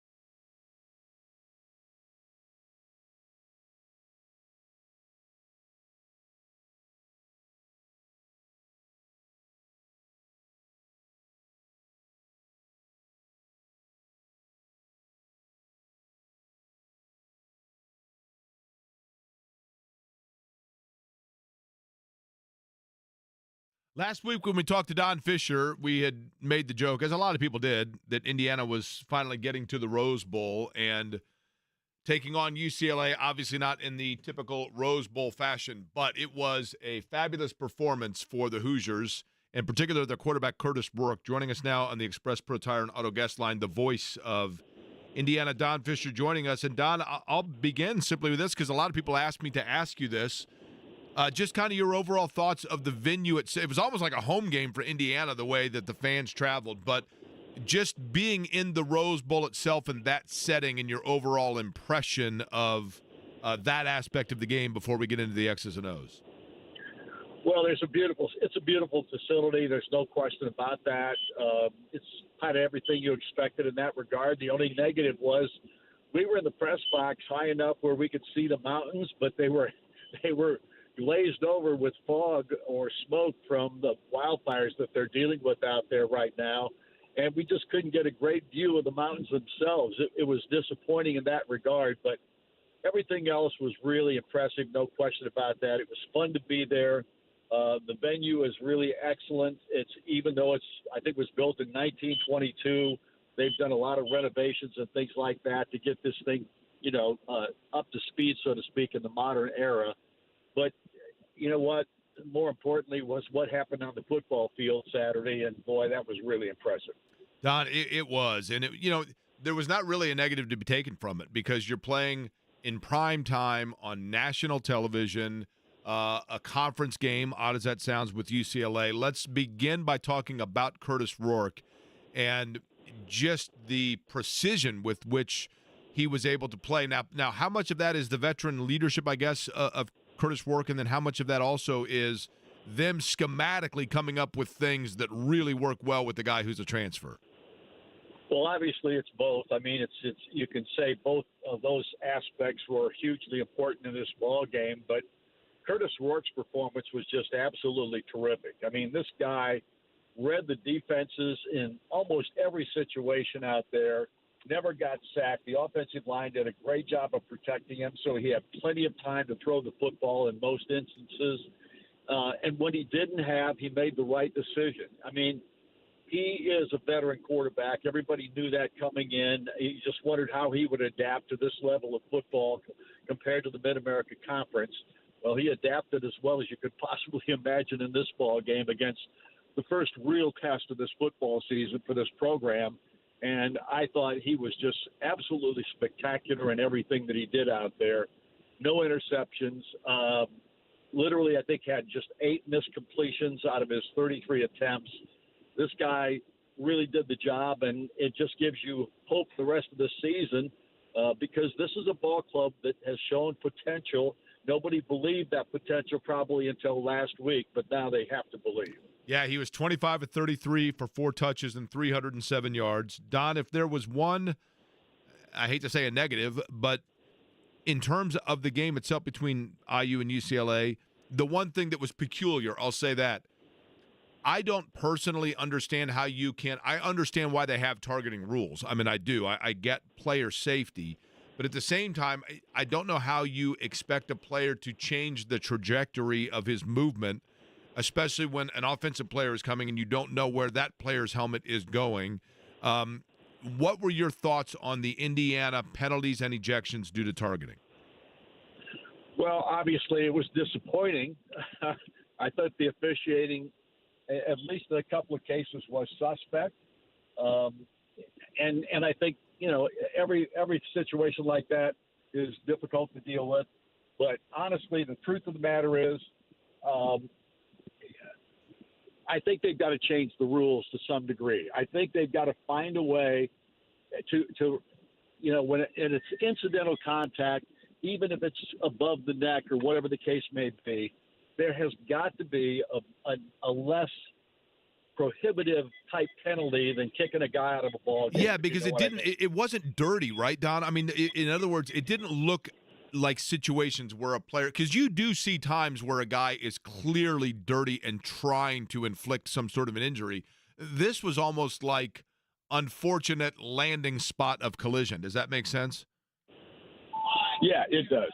It does. There's no question. I just think I mean, it's like Buck Zor said in our post game. They've got to find a way to eliminate this issue of. Sorry about the door slamming. There's got to be a way to officiate this game so that a guy doesn't get kicked out for incidental contact. And that's what that was in two cases. Maybe not so much in Pond's case, but certainly in C.J. West's case. And I have heard through the grapevine, and I don't know if this has been released yet, that C.J. West's inability to play in the first half of the ball game against Charlotte this week has been overturned. He will be able to play in that ball game because the Big Ten has changed their thinking on what happened in that particular case. So that to me tells you that there were mistakes made from an officiating standpoint. The question is, will they ever change the rules back to a scenario where if it's not intent, if they could come up with a lesser penalty or maybe a personal foul or maybe the guy gets kicked out, but he shouldn't be disqualified from playing the next ball game. Okay, Don, before we let you go, let me touch on that real quick about Charlotte, because now the Hoosiers have Charlotte in Bloomington coming up Saturday, and then they go back into the rest of the Big Ten schedule. What have you seen from Curt Cignetti from a coaching standpoint that would alleviate any sort of, the slip up, if you will, of a trap game, going from a big win that people were excited about and then looking forward to the Big Ten and having Charlotte right there in the middle? Take me through just your impressions of Curt Cignetti and his approach that has rubbed off on this team. Well, his approach is about as good as it gets. I can just tell you that. I've seen, like I told you guys at the very beginning before the season ever started, this guy is about the most organized I've ever seen. He has gotten his players from all different areas, different schools, obviously high school players. He's got this team, number one, believing in itself, but number two, doing the things that he preaches from a culture standpoint, and he continues to do that game in and game out. He got them ready for Western Illinois, despite the good performance in the opener against Florida International. They were ready to play in this game against UCLA and never let up. I'm convinced this guy will have them ready for Charlotte without any difficulty in the sense of getting these guys ready to play. He knows how to do that as good as any coach I've been around. And Bill Mallory was as good as anybody I'd ever seen, but just in a different way. So I just think right now this ball club is showing what they have capability-wise, and obviously we haven't seen them play a number of games now in the grind that's about to come. But I can't foresee that this team's going to have anything but the right mental frame of mind every ball game they go into. It was a big turnout for Indiana fans at the Rose Bowl, hoping for the same at Memorial Stadium on Saturday. Noon kick against Charlotte, and then again after that, back into the Big Ten with Maryland coming up in a couple of weeks. Don, we appreciate the time as always. I know you're busy, appreciate it, and I'm glad you were able to enjoy a Rose Bowl and an Indiana win. All right, thanks, Jake. I appreciate it, man. See ya. Don Fischer, the voice of the Indiana Hoosiers, joining us on the Express Pro Tire and Auto Guest line. In terms of, and that is, do we have the breaking news sounder, Eddie? It sounds as though C.J. West is going to be available for Indiana against Charlotte, right? Yeah, that's what he just broke to us, right? So, listen, I understand the reasoning, the importance, the significance of targeting rules and penalty. I do in football. There are, and this is what you have to determine. I mean, it's a very gray area oftentimes because a player's not supposed to lead with, oftentimes it's as much as protection for the defender as it is the offensive player. But when it comes to a player lunging and quote-unquote targeting, I think you have to determine that if the defender gets airborne after the offensive player does, or even before, I guess, but my point being, you kind of don't know. I mean, how do you know when you're in the air and you're lunging towards a guy to make a tackle where exactly his motion is going to continue bringing him? If the guy's flat-footed and you go after him and you go after and make contact right into his helmet, I mean, that's pretty egregious. But if both are in motion in air or going across the middle for a pass and you're going because you're anticipating that he's about to catch it. And so there, I think sometimes there has to be a judgment call as to whether or not there was intention of it. Now, for a defender, I totally understand if a defender is leading with his helmet, you're doing it as much for the protection of that player as well. And I am not in any way, shape, or form, trying to pretend that I'm one of those, these guys are soft, let's go back to the old way football. I get it. I understand why the rules are in place. I mean, I simply do, because of the fact that the rules are in place because of some of the really bad stuff that we've seen in the past of guys getting hurt. So – but some of those calls, though, in that Indiana game, it was like, I don't know, man. I don't know. Now, the other side of it is we have talked a lot about it, but Purdue and Notre Dame, I mean, there's not a whole lot to say, right? Notre Dame was – so I was obviously at the IndyCar race, and I think it was during qualifying or something. We had a rain delay, and everybody was kind of watching it, and somebody made the comment, they're like, man, Purdue is getting manhandled on the line by Notre Dame. And I jokingly said, then what would happen to them against Northern Illinois? Because Northern Illinois had done that to Purdue. Now, does that mean that Northern Illinois was kind of the anomaly fluke and that they had simply, caught Notre Dame off guard? Possibly. Northern Illinois might actually be that good, or more likely, Purdue might be that bad. And if Purdue is, and I'm going to go along with Mike Chappell here, I don't necessarily want to be that guy that's like just automatically calling for people's heads. I mean, that's – but in the case of Purdue, at some point with Brian Walters, like, you've got to start seeing some progress, right? I know we're really early into it here, but they look totally inept. In particular defensively, which is supposed to be his calling card. And it would be probably irresponsible of me to sit here and say 2 games in, they got to make a coaching change. But I think you at least have to start, like, it wasn't raining when Noah built the ark. And they looked totally unprepared, totally inept, totally outclassed, and they're coming off a bye. And for the most part, kind of a season opener, because how much did you really have to buckle in and strap in for Indiana State? No disrespect to the Sycamores, but just based on the two programs in general. I mean, they looked terrible. And UCLA might not be – look, we might be giving Indiana too much credit because UCLA may not be that much better than Purdue. But at this point, again, I jokingly kept saying, you heard me say it to Pat, I kept joking with everybody that Oregon was going to come to West Lafayette and Purdue was going to shock the world, okay? And then I thought, well, maybe it wouldn't be that big a shock because Oregon really isn't typical Oregon. Then I saw what Purdue's going against Notre Dame, and I'm like, it would be shocking at this point if Purdue was beating Oregon A&M. And I don't even know if there is an Oregon A&M. I know Salem is the capital of Oregon, and I know that there's a Salem University on Keystone across from the Fashion Mall, and it sounds like and feels like right now if Purdue beats Salem University, they'd be shocking the world. Because that was abysmal. That was inept. Which is also what the Colts were yesterday, and we'll discuss that more.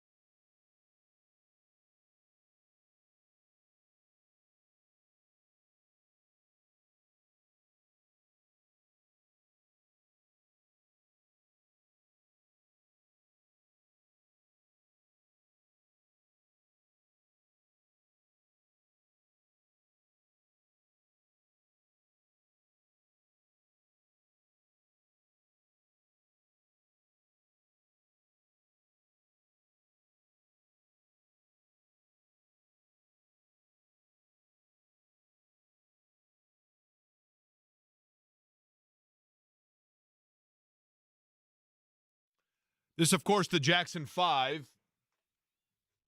It was not always the Jackson 5, by the way. Started out as a vocal group of just the Jackson 3, essentially, with Tito, Jackie, and Jermaine. But later, Marlon and Michael joined the fray, and they became the Jackson 5. More on that in just a moment. Want to let everybody know we're going to go back to Therapeutic Monday. I want to know your thoughts on the Colts game. Thank you, Eddie. Do it again. Now, we now have our official music introduction, the call to action for folks when it comes to getting it off your chest what's bothering you about the Colts. That's right. And we will do that coming up here, top of the hour. So 239-1070 is the telephone number to call if you would like to get off your chest just your thoughts, observations, either what you liked, didn't like, whatever it might be from yesterday's Colts game. But I wanted to tell you simply this about Tito Jackson. Many people probably know this story, but if you ever go to Gary, Indiana, and you see the childhood home of the Jackson 5, you kind of get it when you see it. You're like, man, it is amazing that a family that large lived in one home, and some of the greatest entertainers of our era all lived there underneath the same roof. Michael Jackson, of course, being the most famous. Janet would probably be second. Tito's very high on the list, but Tito Jackson was the epicenter of all of it. He was the origin of all of it. He was the third of the Jackson children, Joe and Catherine Jackson. But he's the one that really started everything in terms of the Jackson 5. And that's because when he was around 7 years old, his father, Joe Jackson, was a musician. And Tito had taken a liking to Joe Jackson's guitar. So he started playing the guitar when no one else would notice or when no one else was around. And in doing so, he broke a guitar string on Joe Jackson's guitar. Joe Jackson, who is, there are certainly plenty of stories and allegations about the way that he raised his children. But when Catherine Jackson informed him that that's why the string was broken, that Tito had confessed to breaking it, Tito was not only sternly disciplined by Joe Jackson, but then Joe Jackson said, okay, fine. If you think you're so good, let me see what you can do. And he fixed the guitar and handed it to Tito Jackson. And Tito Jackson told the story that he said, I was still crying from the whooping I'd taken, but I started playing the guitar, and Joe Jackson immediately said, you know what? You might be better than I am. You can actually play this thing. So he bought him a new guitar. He said, fine, you're this good. I'm going to give you a guitar. So he gave him a new guitar and said, your challenge now is to learn to play every song on the radio. And he did. And he then was paired with Jackie, not paired, but put together with Jackie and Jermaine. And they became the vocal group of the Jacksons before Marlon and Michael became the Jackson 5. They then won an amateur contest in 1967 in Gary, and the rest is history as we know it. But Tito Jackson yesterday passing away at the age of 70. He was driving out west. I think he was in Oklahoma, driving either from Oklahoma to New Mexico or vice versa, and suffered what is believed to have been a heart attack. But Tito Jackson passing away at the age of 70. And when you talk about famous Hoosiers, Michael Jackson is certainly number one. Yeah, there are others. Obviously, Larry Bird and Oscar Robertson and, David Lee Roth and John Mellencamp and David Letterman and Orville Redenbacher. But you could make the argument that if you were making a list of the top 20 famous people born in the state of Indiana, that, certainly 6 of them at minimum are part of the Jacksons. And had little 7 or 8-year-old Tito Jackson, who introduced himself, by the way, as the incredibly talented one, when he would tell people that's how he got the name Tito, even though his name was Toriano. Had he not had the chance to play that guitar in front of his dad and his dad not seen it, then perhaps the Jackson 5, we would never know what could have come of them. 239-1070 is the telephone number as part of our Therapeutic Monday to talk out what happened yesterday. Thank you, Eddie. Between the Colts and the Packers. The conversation's next.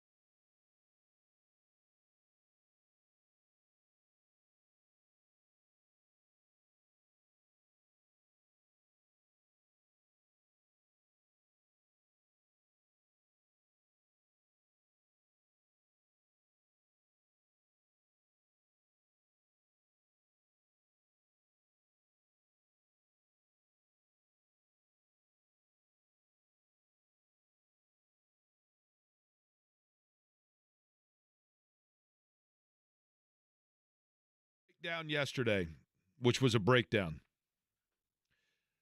Before we do that, Eddie, do you have the breaking news sounder by chance? This just in from around the National Football League. The Carolina Panthers are going in a new direction, at least temporarily, when it comes to their quarterbacking position. Interesting, last night I was just having a conversation with somebody about, the obvious, which is that Bryce Young has beyond struggled. And so they have decided to go ahead and park Bryce Young. Could have had C.J. Stroud, for example. We went with Bryce Young with the number 1 pick. Eddie, would you like to guess Carolina's backup quarterback that now becomes the starter? Well, Jake, since I am a nut for the NFL, I know who it is.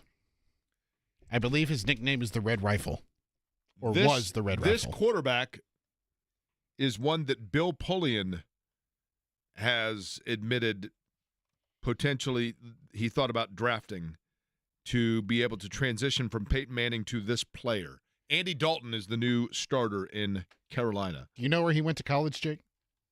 Andy Dalton was a Horned Frog at Texas Christian University, I believe, correct? You are correct. Although at that time, I'm not sure when he was there if Texas yet was a state or not. I mean, it seems like he was the quarterback there like in 1838. So yesterday, this is what bothers me. It does bother me, and I want to know what you folks think. 239-1070, we're going to open up the lines for people to voice their opinion on the Colts. As a matter of fact, Eddie, we have... Okay, I'm not going to shout, but I'm going to tell you this.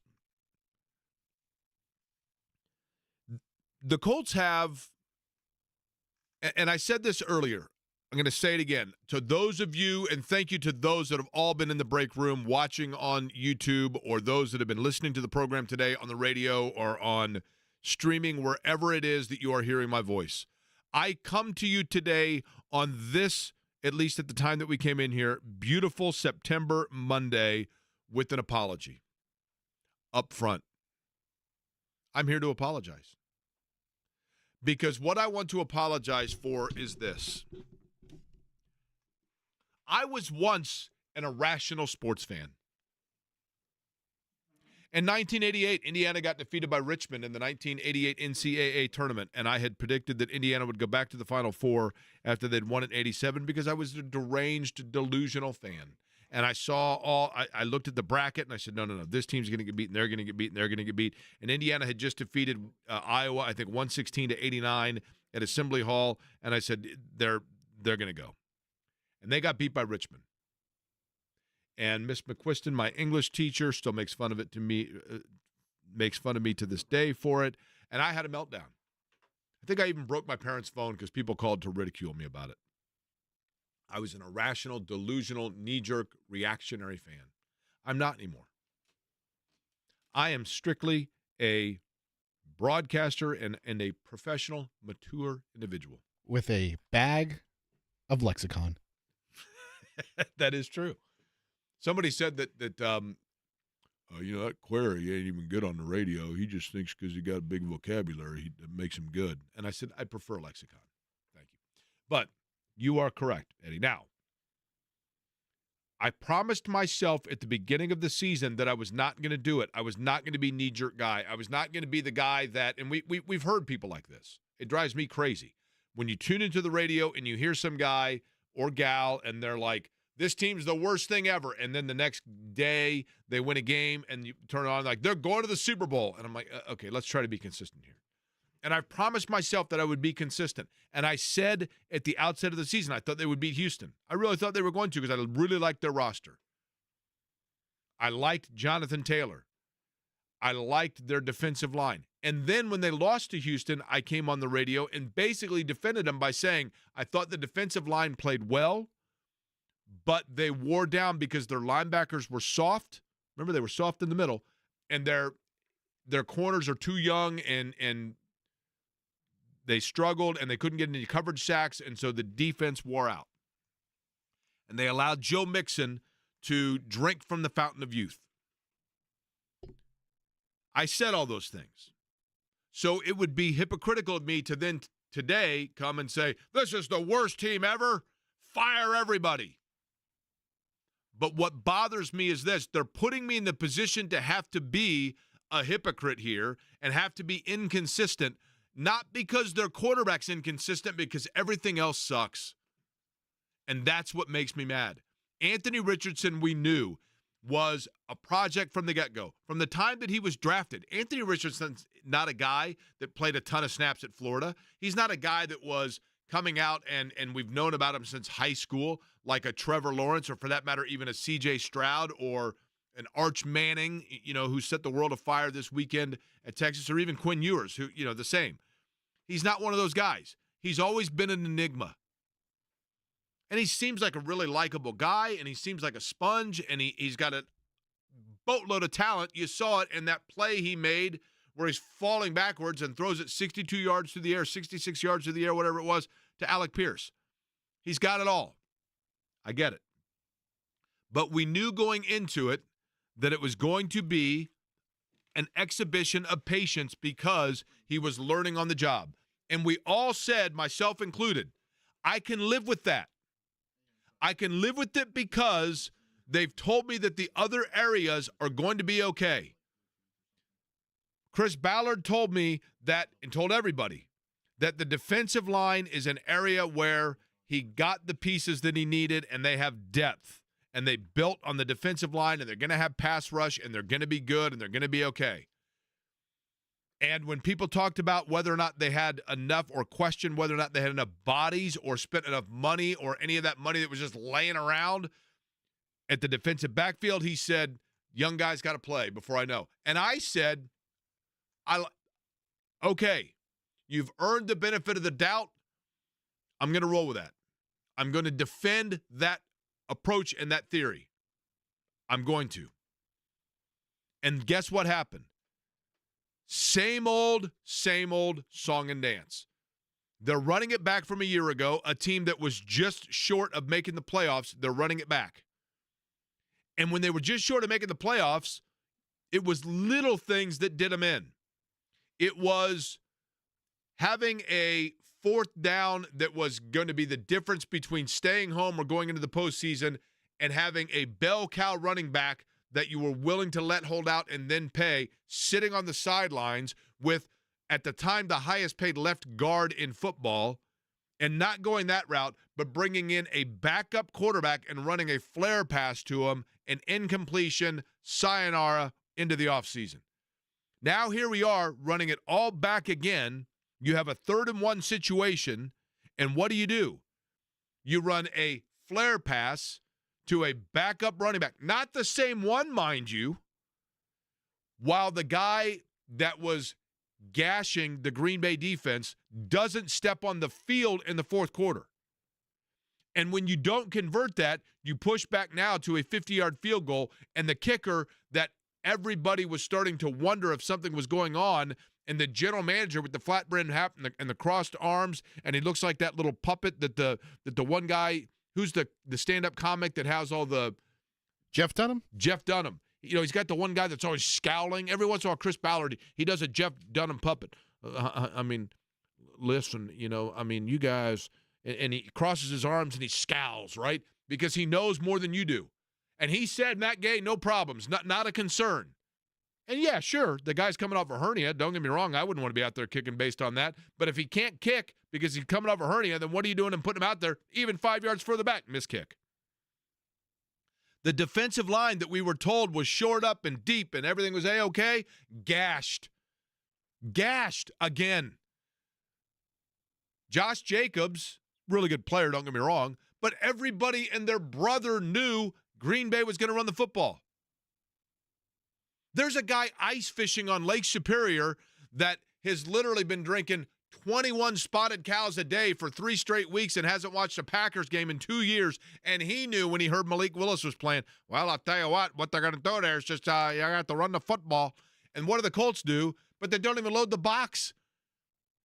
Why do you not do that from the get-go? It was a failure in every aspect yesterday. They outsmarted themselves offensively, and they outdumbed themselves defensively. And the guy that is the one that was smarter than everybody in the room that keeps telling everybody that the other areas that needed to be shored up are shored up is now 54-62-1. And I can live with the inconsistency from Anthony Richardson because that's part of being a young, growing quarterback, so long as you have consistency in every other area where we were promised it was going to be delivered. And it's not. And if I'm a season ticket holder, if I'm somebody that invests my time, my emotion, my money into it, I'm upset. I'm disappointed. Because the last thing that you want, you can live with the Pacers, okay? The Pacers are a perfect example. When the Pacers got in the playoffs and got beat by Boston, was anybody walking around here with pitchforks? No. You know why? Because they looked like they had a plan, and because there was never a question of effort or intent. And with the Colts yesterday, it looked like they had no plan, no effort, no intent. Let's just go out there and see what happens. It looked like my fantasy team on auto draft. I don't know, just push a bunch of buttons and see what happens. 239-1070 is the telephone number. Eddie, our call for action. All right, we begin with Nate to do exactly that. He's been waiting patiently. Hi, Nate. Hey, what's going on? Am I irrational here, Nate? I'm losing my mind. Are you what? Irrational. I've tried to be more mature, and I've tried to be more calm and even keel about this, and you tell me if I'm off base. I totally agree with what you're saying. I think a lot of people get blindsided about that AR's year last year to this year. It's going to be a struggle, and we got to learn from it. You know, it's going to be slow. But the biggest thing that I am confused on is I want to see the next-gen stats, okay, on the orbit screens we did in week 1 to compare to week 2. We weren't motioning. We weren't getting our deep ball open because we weren't motioning like we were. So I think – and then, I mean, we're running the ball well, but when you don't motion like that, I mean, the defense just knows what you're doing. So we couldn't get Alex Pierce open deep. None of our deep guys. That's my take on it.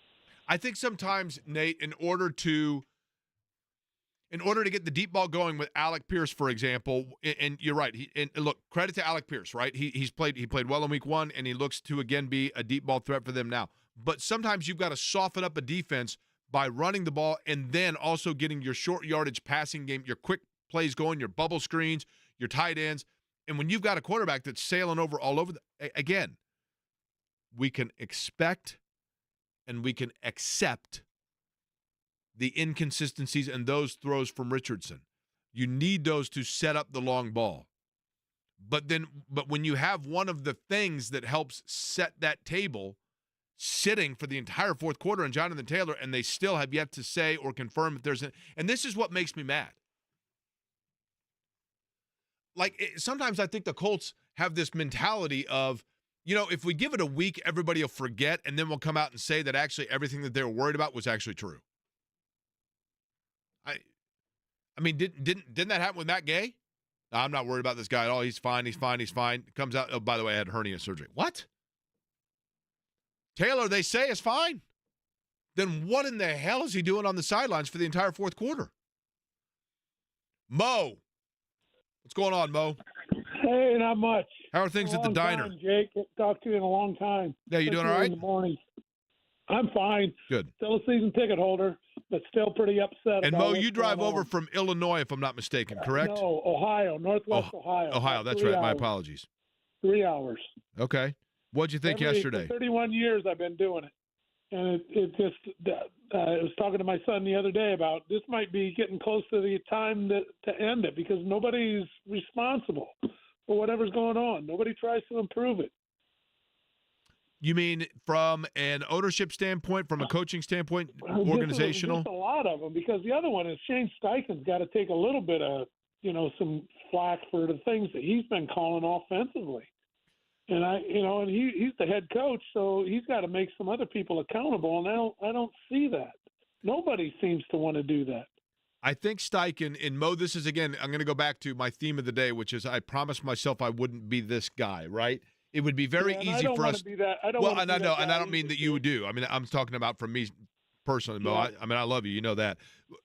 What I want us to avoid is being you, me, whoever it may be, the group that is saying, Shane Steichen goes from Einstein one week to baby Einstein the next. I mean, there are going to be. But I do think, Mo, that at times, because I think Shane Steichen is a very bright coach. I don't think there's any question about that. But I felt like yesterday, especially with Taylor out and using Sermon and other such things, that they just got too creative and tried to outsmart themselves. Does that make sense?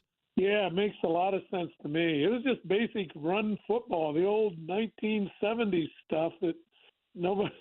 It was like a new thing to a lot of these younger coaches, it seems like. No, you're right about that. It is weird, right? Because, and Mo, I appreciate it, man. And you'll be here this weekend, right? I guess because they're at home this Sunday, right? Chicago's at home, yeah. So Mo will be making the drive over. I'd like to meet Mo sometime. It is interesting because the league itself has seemingly gone away from like the complete air it out 400-yard game is the norm or 350 is the norm package, but they have one of the best runners in the game, and I just don't understand why they go away from it. I just don't. I was going to add something to that, Jake. Last week, Shane Steichen was like, yeah, I need to run the ball more with Jonathan Taylor, and then you just completely bench him in the fourth quarter. Yeah, it's very odd, right? Todd, what's going on? Todd, you there? Hey, Jack, what's happening, man?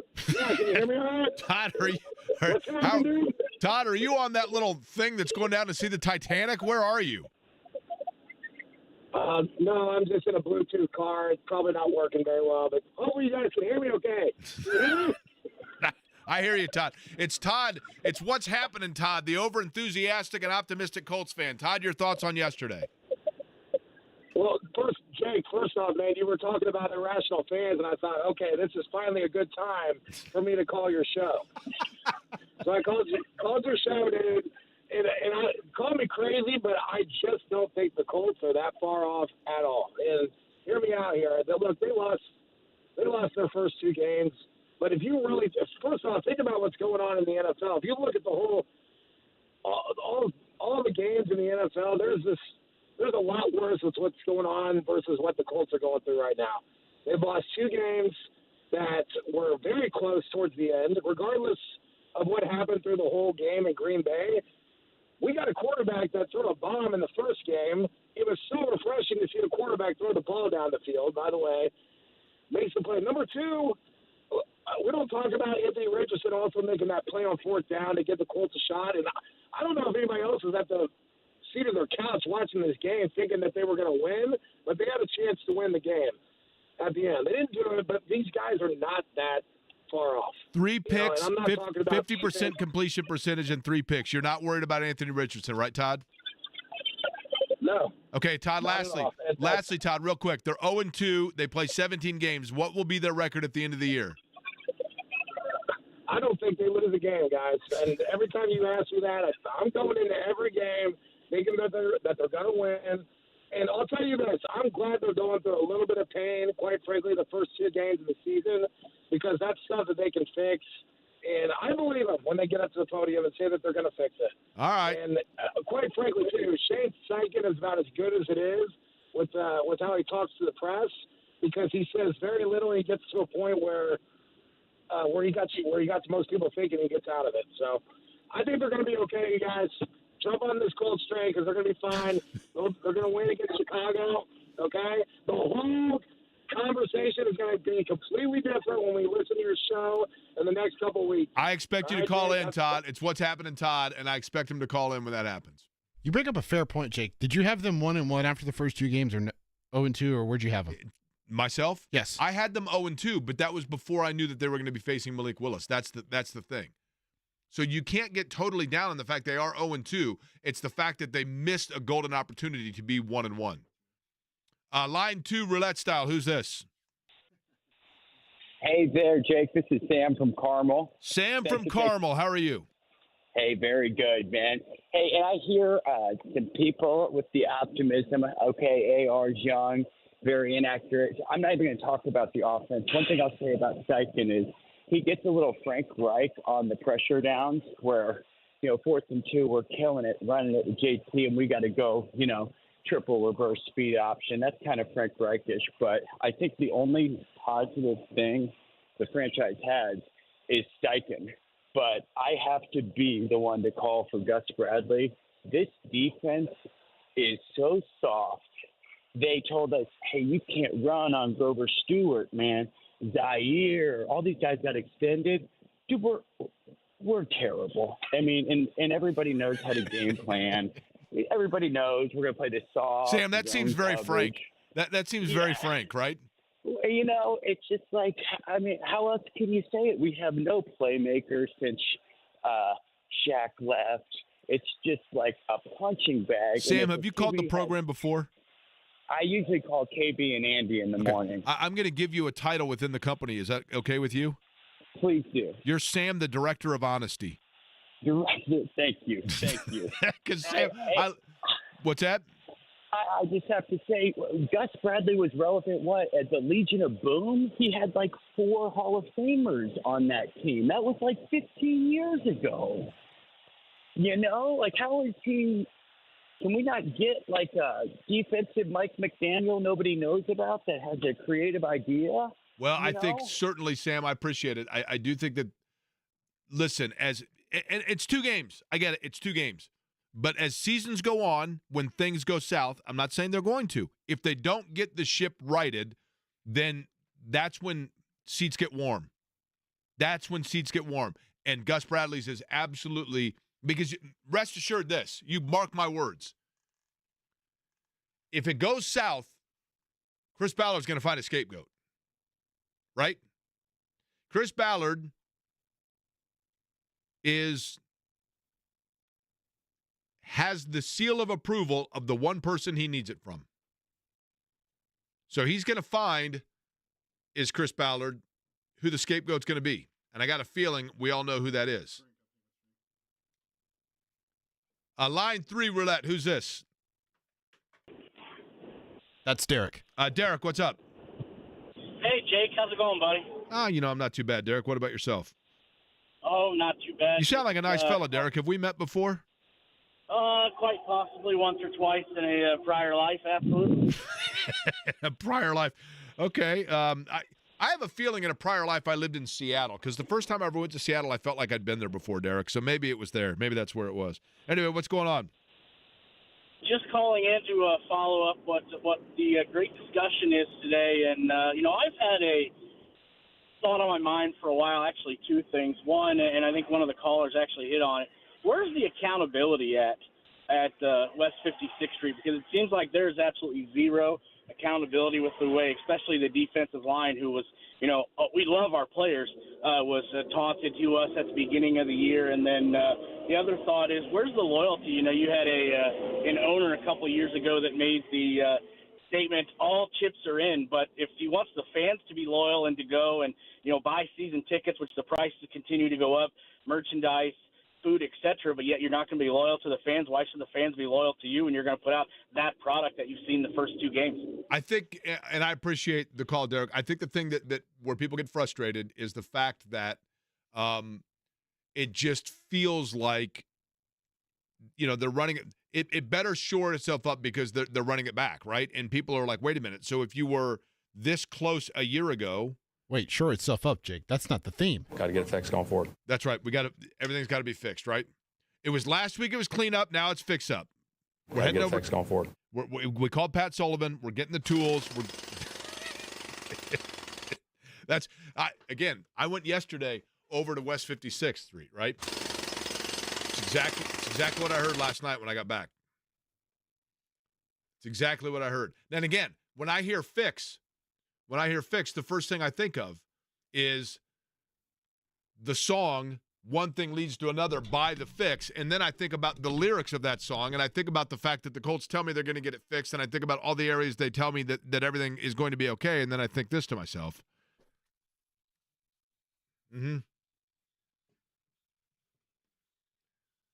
But is enough? I mean, that's the question, right? Well, stick with the Fast Times theme and go to Jeff Spicoli. I don't think it's really Jeff Spicoli. Totally awesome. I know that. All right, Hamilton. Yeah, all right, Hamilton. What's up, Jeff Spicoli? Hey, I think that one guy's right. I think if the Colts win the rest of their games, they're going to go to the Super Bowl, right? I mean, what is he?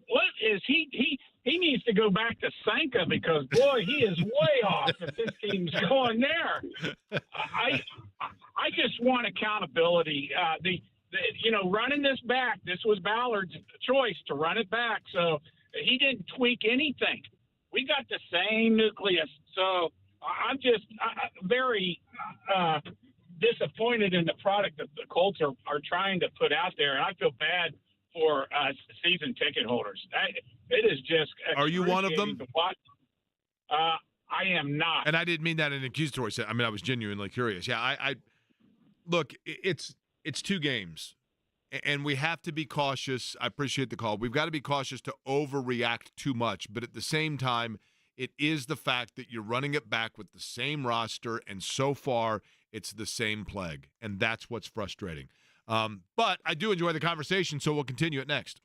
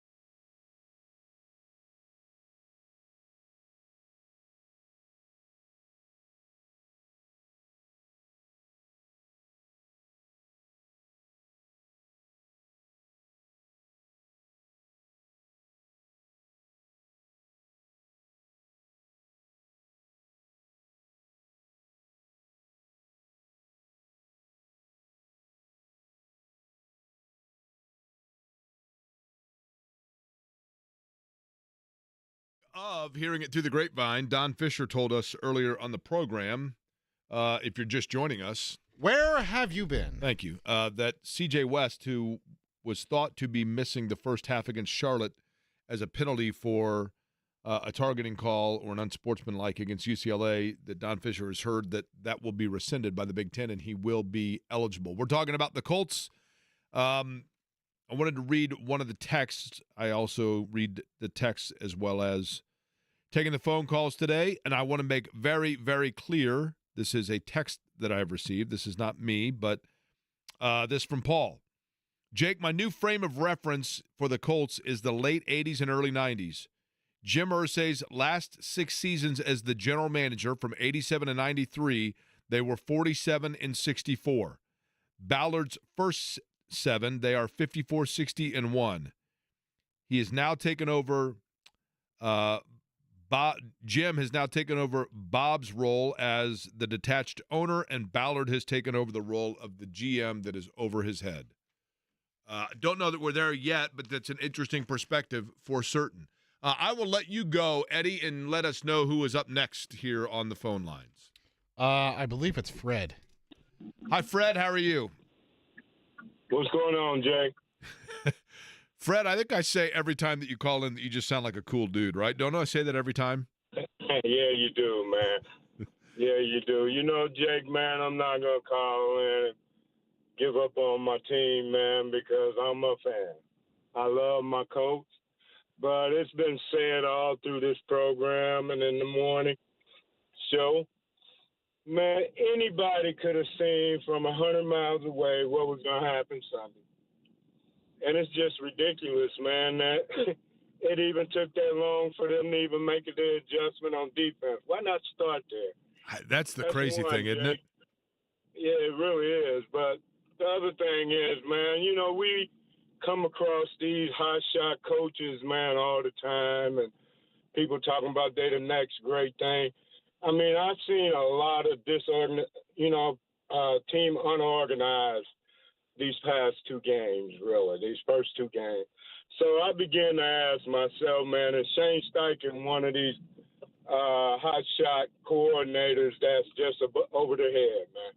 I mean, I know it's 2 games, but when you deep dive and you look at certain things, man, I mean, it's just well, you know what's interesting, Fred? Look at present themselves. Fred. Look at, for example, Nick Sirianni. Right? I mean, Nick Sirianni. True. 3 years ago, he was the next hot. You know, he was the greatest thing since sliced bread from a coaching ingenuity standpoint. He loses 2 coordinators. Then people now are like, I don't know, man. Like, did he start out thinking himself? I think Steichen's going to be a good coach, but I think that maybe we thought he was there already. Does that make sense? It makes a lot of sense, Jake, man. Like the quarterback, you got to give him some time. You know, this is just his 2nd year, man. And, you know, I like what he brings to the table. But, I mean, what we've always said, man, for these last few years, especially under our GM, where's the accountability for what's going on? Fred, I'd like to. You come in here talking strong. I'm going to be this, I'm going to be that. Well, show the accountability that you were talking about from the beginning, or are you over your head? Fred, I want to hang out with you sometime. Can we hang out sometime? I know that's kind of weird to say on the radio. I'm basically asking you out here, but can you and I hang out sometime? Where'd Fred go? I don't know. We lost Fred. Literally, we lost his call right when I said he sounds like he'd be cool to hang out with. Sounds like he muted his phone or something. I know. Fred, what happened? It's the mystery machine. Put Fred on hold and we'll see if we can check back with Fred. Put Fred on hold because I want to go out for a PBR with Fred. I want to watch a game with Fred. That's what I want to do. Or, you know what, better yet, I want to bring Fred to a Pacer game. I want to find out if Fred is Fred, if you're a Pacer fan, call back. I want to take you to a Pacer game. Fred would be fun to take to a Pacer game. Mike joins us now. Hit line 1. Eddie, Mike, what's up? Not much, Jake. How you doing? You sound very, very – Mike, you have a fabulous voice, and you sound like you're very prepared for this call. I like it. Well, I got to tell you, Jake, the reason I'm prepared is I actually went to that game in Green Bay yesterday. Really? Okay, give us that's cool. Give us – did you drive up, obviously? Drove up on Friday, and Okay. I have to tell you, it'd been a bucket list item. And so my best friend and I, we finally said we're going to do it. spent some money, went up there, and coolest sporting experience I've ever had, to be honest with you. The people are amazing. The town is amazing. But then the game happened. And I got to tell you. Everything was good until about midway through the first, right? Well, it wasn't even midway through the first. It was like the third play of the game. I got to tell you, TV didn't do it justice as to how bad it was. Let me ask you this, because I'm using this as a barometer, Mike. The Packer fans that you were sitting near, I mean, I assume you were sitting around, or surrounded by Packer fans and probably talking to them at the half or whatever. Were they as incredulous about what they were witnessing as you were? I had the guy next to me whose seats, he owned the seats I was sitting in. Okay, so he had 6. He sold 4 online. I happened to buy 2 of them. He was at the Ice Bowl. Wow, okay. Turn around to me and goes, "You all know that's Malik Willis out there, right?" That tells you something, doesn't it, Mike? I went, "I thought we knew." Did you, Mike, let me ask you this. Unbelievable. Did you have a Spotted Cow or a Miller Lite or a PBR or a Diet Coke or cheese curds or anything? Cheese curds, yes. Spotted Cow was amazing. A Gold Rush, which was pretty good. Okay. Yeah, it was. I'm telling you, it was a great experience, except for the 2 hours and 57 minutes I spent watching whatever that was. That was not. Mike, I'm glad you made it back safe. I'm glad you enjoyed it. And, yeah, it is a cool place for sure. I mean, it is definitely cool. Mark, you're up. What's up? Hey, how you doing there, Jake? First of all, I'm going to tell you I also am a fan of the Cute Fellas. Oh! From the old Baltimore days. Fabulous. And, Hey, I root wish I for could me. join your company as kind of like the in-between transition guy for Orioles fans. So, Mark, let me ask you this. How old a fella are you, if you don't mind me asking? I'm in my early 60s. I mean, I remember them back to the days of Brooksy Robinson. I was going to say, so Brooks Robinson would be your guy, probably then, into, a brief moment of Reggie Jackson, but more, Jim Palmer, and then into Eddie Murray and Cal Ripken, right? Sure, all the 420 game winners, and then even getting now into Cal's career and all that. That was prime time to watch the Orioles be good and win the one World Series. Are you from Baltimore, Mark? I don't happen to be. It's weird. I'm an Indy guy, but when I was 10 or 11 years old, that's who was good, was the Orioles. Yeah, and they've got the cute fella. It's the cute fella logo you got to root for. But then obviously Baltimore brings their football team to Indianapolis. Now you got the Colts. Your thoughts on the game yesterday? Well, I think it kind of goes back to we have a quirky owner, and people can realize it. Jim is a different kind of a guy, smart guy, generous. The city loves him for all the great things he does. But through Jim, you get Chris Ballard, his hand-picked GM. Okay, he's going to have Chris. Chris is going out and getting the coaches he wants. Gus Bradley, a strong defensive guy from the Seattle days. He's going to be his defensive guy. And Shane, an up-and-coming offensive guy, is going to be the offensive coach. The problem is our players aren't all gelling. I don't think Richardson throws a catchable ball, especially on any of those short flare passes like you're talking about. They're ripping through those guys' hands or behind them or over the wrong shoulder. He throws a nice long ball. That's good. There's a lot of pretty long balls in the NFL, but, you got to complete 50% of them if you're going to just do that. The running game was gone, and I think Kevin talked in the morning. The defensive line, these guys are getting 4 and 5 yards head start before they're even touched. Mixon last week and Jacobs yesterday. They just run wild into the secondary where Nick Cross, probably an all-pro safety with 350 tackles this year, is having to tackle them. Well, you're not kidding about yeah. Time to get the team to figure it out. Stop them up front. Stop the passes. Make them pass on you. These young guys want to get the experience and throw on them. Maybe we'll tip a couple away. Mark, what I want, here's the thing I want, Mark, my wish list for October. My wish list for October is simple. The first is I want to see Cute Fella in the World Series. And the second is I want to see a Colts game where their leading tackler is not a defensive back. That's it. Pretty simple request. At least the second half of that seems pretty simple, right? Did Fred call back? I want to make sure we didn't offend Fred. Fred, it sounded kind of awkward there because I asked you if you wanted to hang out, and then all of a sudden you were nowhere to be found. I didn't offend you, did I? Nah, Jake, man, it was my fault. I accidentally hit the hold button in this car, man. It took me a minute to figure out what's going on. So Fred, here's the thing. I know you obviously like the Colts now. Who is your NBA team of choice? Oh, man, I'm straight up Indiana, period, Jake. Okay, Fred, we're going to a Pacer game this year. There's 41 of them. Do you want to go to one of them? Jake, man, we've been trying to hang out for a long time, man. I love your style, and I told you, man, we can go anywhere together. All right, so Fred, here's the thing. You got my number, and if you don't, it's 523-9288. I need you to text me, Fred, I'm going to have a way to test to make sure that this is like the Fred, right? So nobody else texts me and claims to be Fred. So I need you to text me, Fred, and then we're going to go from there, and then eventually we'll take the world's greatest selfie together at a Pacer game this year. All right? Sound good to me. All right. And again, Jake, give me that number again because I've texted before and I'll come up short. 523-9288. Now, if you're driving, don't write it down yet, Fred. 523-9288. Or more importantly, Eddie will put you on hold real quick, and I'll get your number here. We'll come back. We'll get Jimmy's plays of the day. And Nick, John, Jeff, stick around. We'll get to you as well here. It's Query & Company on a Monday, a therapeutic Monday, Eddie, right? Thank you.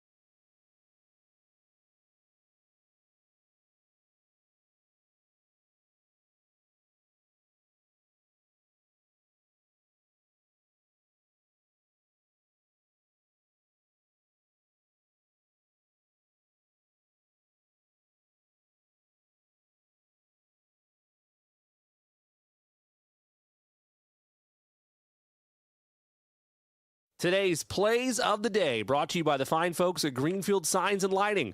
Greenfield Signs, a professional comprehensive sign company with 2 locations in central Indiana. They'll take your signage ideas and take hold of the project from design all the way to delivery. Family owned and managed for more than 4 generations, you don't often get a second chance to make a first impression. Make the most out of your first opportunity with Greenfield Signs and Lighting. For more information, go to greenfieldsigns.com. Plays of the day to start the week on a Monday. Good mix of Major League Baseball and Monday Night Football. We'll start on the Diamonds. We'll take the Milwaukee Brewers to win on the money line over the Philadelphia Phillies. We'll also take the Cleveland Guardians to win outright over the Minnesota Twins. In Monday Night Football tonight, the Atlanta Falcons in Philadelphia against the Eagles will lay 5.5 on Philadelphia to cover that number. And we'll also take Philadelphia's Jalen Hurts as an anytime touchdown scorer. Eddie, any plays from you? Otherwise, enjoy your Monday, and those are the plays of the day. I've got Bijan Robinson, running back for the Falcons, finding the end zone tonight. Josh Jacobs had a good game against this Eagles defense. I think Bijan Robinson will do the same, whether that's on the ground or through the passing attack. And Jake, I don't know if people missed last week's show. They know that they may not know, or they may know Jimmy's out because of he and his wife, Haley, they welcomed in Chance, their firstborn, about 3 weeks, a month ago now at this point, and he's on paternity leave. Now, he checks in because he's a degenerate, and it allows him to escape for a little bit. That's right. I talked to him over the weekend, though. He said Chance and everyone is doing well, so that's good to know. Very good to know, and he will be back a week from today. All right, flushing it out. By the way, J&B is at Twin Peaks, so you got time to get up there and have ice cold beer. Diet Coke's perfectly sufficient as well. And listen to Sports Talk, but Nick has been waiting patiently. We'll get to him. Nick, hi, how are you? Doing all right, Jake. Here it is, though. It's a sad moment when you watch the Colts yesterday, and as I watch it, all I can see is the exact political climate of America within our Colts organization. Here's what I mean by that. Be patient. I think that right now we are run by a senile old man who barely knows what's going on, and there's probably somebody else pulling the strings. And then you got Chris Fowler, who's the Kamala Harris of talking in circles and not really saying anything, claiming to have the answers but not fixing any of the problems.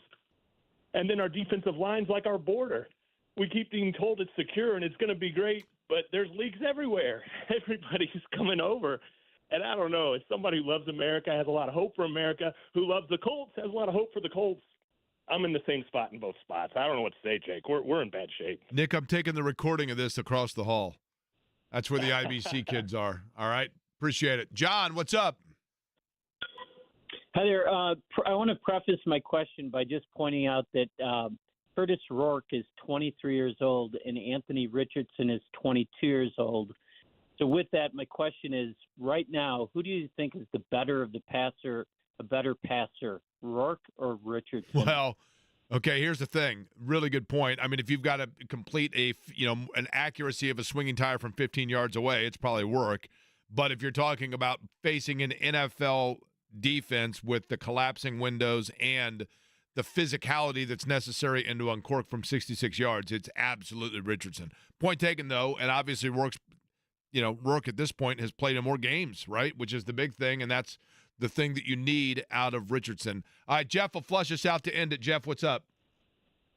Hey, it's Chip, but that's okay, Jake. Thanks for allowing me to share my feedback to you about your championship rant. It was world class. You simply and specifically summed up how every Colt fan is feeling. I certainly hope the replay is on a recap show.